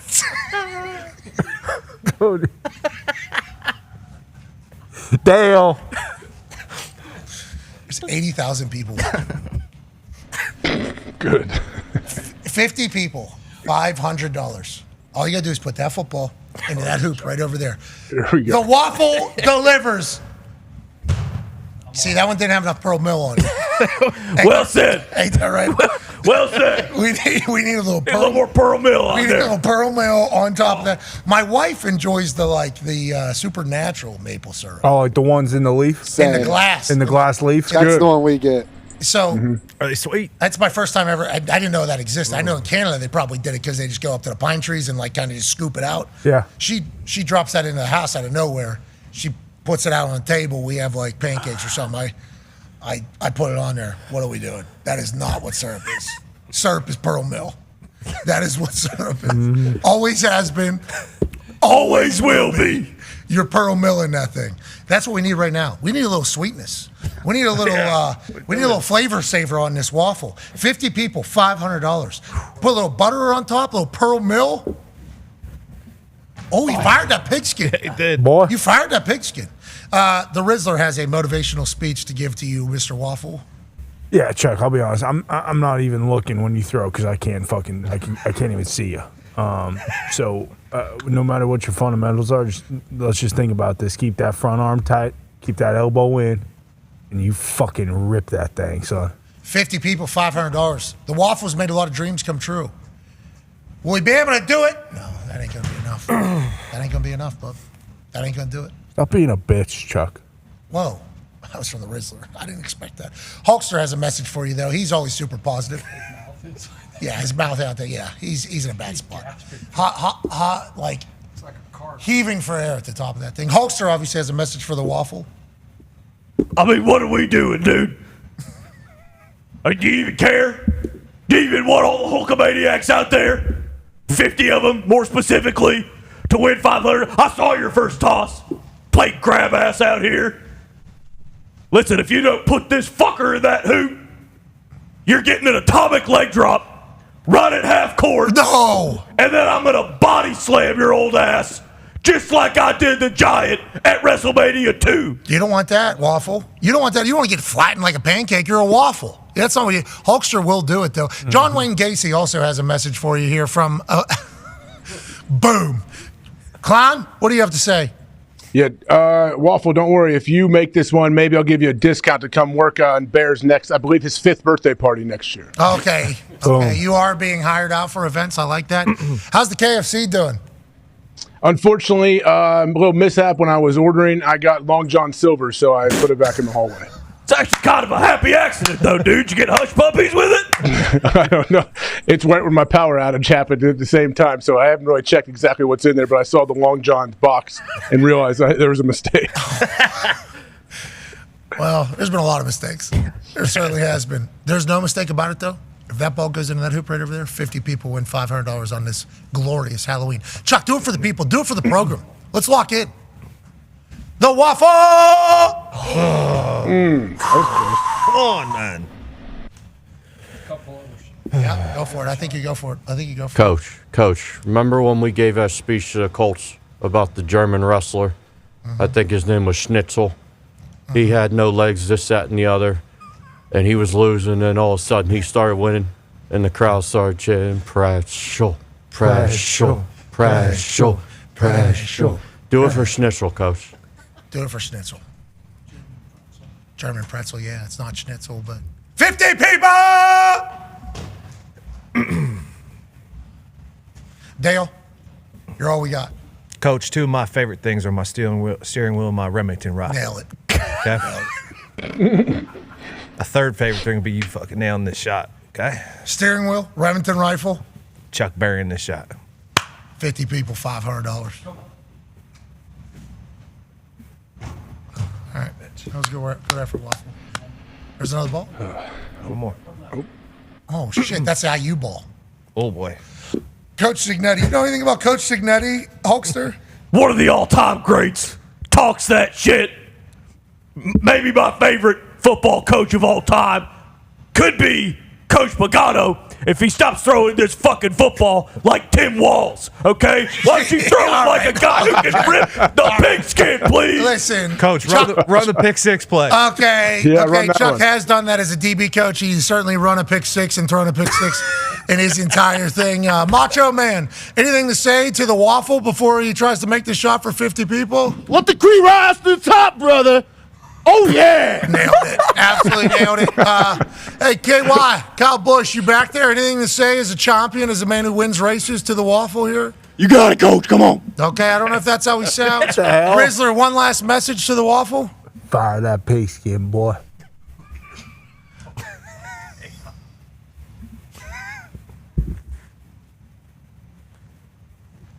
For you, Waffle. You want a Hulkamaniac? Hulkamaniac in the back has something to say. Yeah, Coach. I can't believe you don't believe in the cayenne pepper tonight, and you're probably going to lose your bet, but you're going to hit this shot. Hulkamaniacs don't believe in you, brother. Let them run wild. The waffle for 50 people to win 5. Oh. Ooh, I thought that was it. Wasn't meant to be. I tried. All right, it was a fun Halloween. I almost fainted. That turned into a political party, I guess. That was great. So happy we did it. So happy we did it. Amazing timing. I mean, amazing. what the fuck? Classic. How's that even? It's not. I mean, what are we talking about here? Jesus Christ. No one. And we mean no one. Al Pizza's the Hut. Mm-hmm. Hulkster, how do you Cito just pitched something in my ear. It's a good idea. Now, nothing's as good as Pizza Hut's pizza. No. They're actually number 2 on the pizza world right now. Okay, so we need people to remember that the Hut is the Hut for a reason. Go ahead and get yourself some pizza with the family. Or enjoy the 16 boneless wings, 2 orders of fries, 2 dips bundle that they have right now for $15.99. Only available at the Hut. Hut. I've been told that there is a big red machine who potentially could bury a free throw. And if he does, I think we should give, I was almost going to say 100 people. He's got a good shot. He played the free throw game yesterday, too. So he's fresh off of the foul shot. Mm-hmm. Ladies and gentlemen, if Kane can make, just grab that ball over there. This is an international ball. Kane, I don't think you need to be shooting an international ball, even though Kane is an international icon. Actually, hey, Kane, here you go. International ball for sure, because you're worldwide, brother. He's missing this 100%. Okay, Kane, if you bury this free throw on this glorious Week 9 NFL kickoff Thursday, Halloween, spectacular, we'll give 50 people $500. All they'll have to do is repost this, say something nice to somebody, and say Happy Halloween, while adding the best way to pay you digitally. This is all dependent upon Kane making a free throw. Hulkster, you think your guy Kane's going to be able to do this? Without a doubt, the only thing better than Kane's in-ring work is his political leanings, which Okay, all right, that's enough. That's enough, Hulkster. That's enough, Hulkster, for today. Kane, put it away for the people, not just your constituents. 50 people, $500, all around the internet. Oh. What's new? Kane's a choker. No, yeah, choke slammer. We knew. Well, right, but this Kane. Take was better. Kane, you think you get another opportunity here to make it? Take it off the glove. I like that little showmanship. Boom.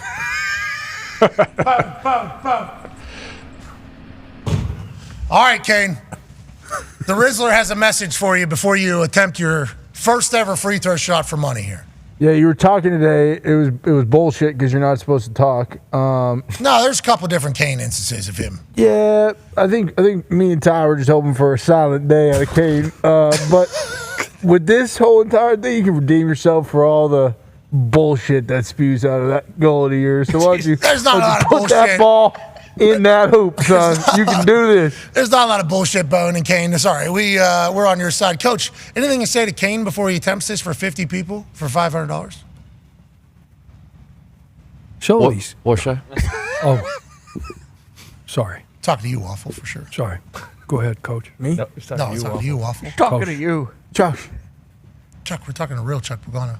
Well, the real Chuck Pagano. Show him what Please. you're fucking made of. Coach. Step up to that line and make this hoop and make 50 people. Is that Halloween? 50 people, $500 for a happier Halloween. That's what I'm talking about.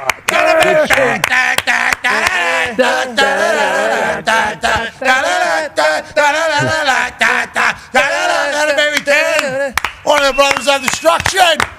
50 people, $500. All I gotta do is repost this post, say something nice to somebody, say Happy Halloween, and then also put the easiest way to pay. You could be one of 50 winners because Kane is clutch from the free throw line.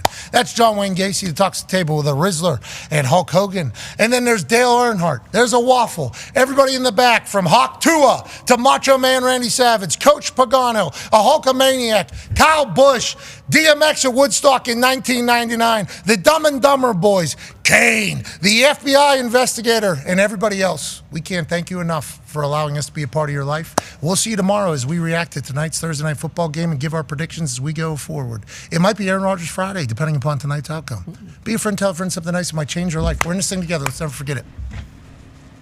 Team on me. Team on three. 1, 2, 3. Team. Goodbye.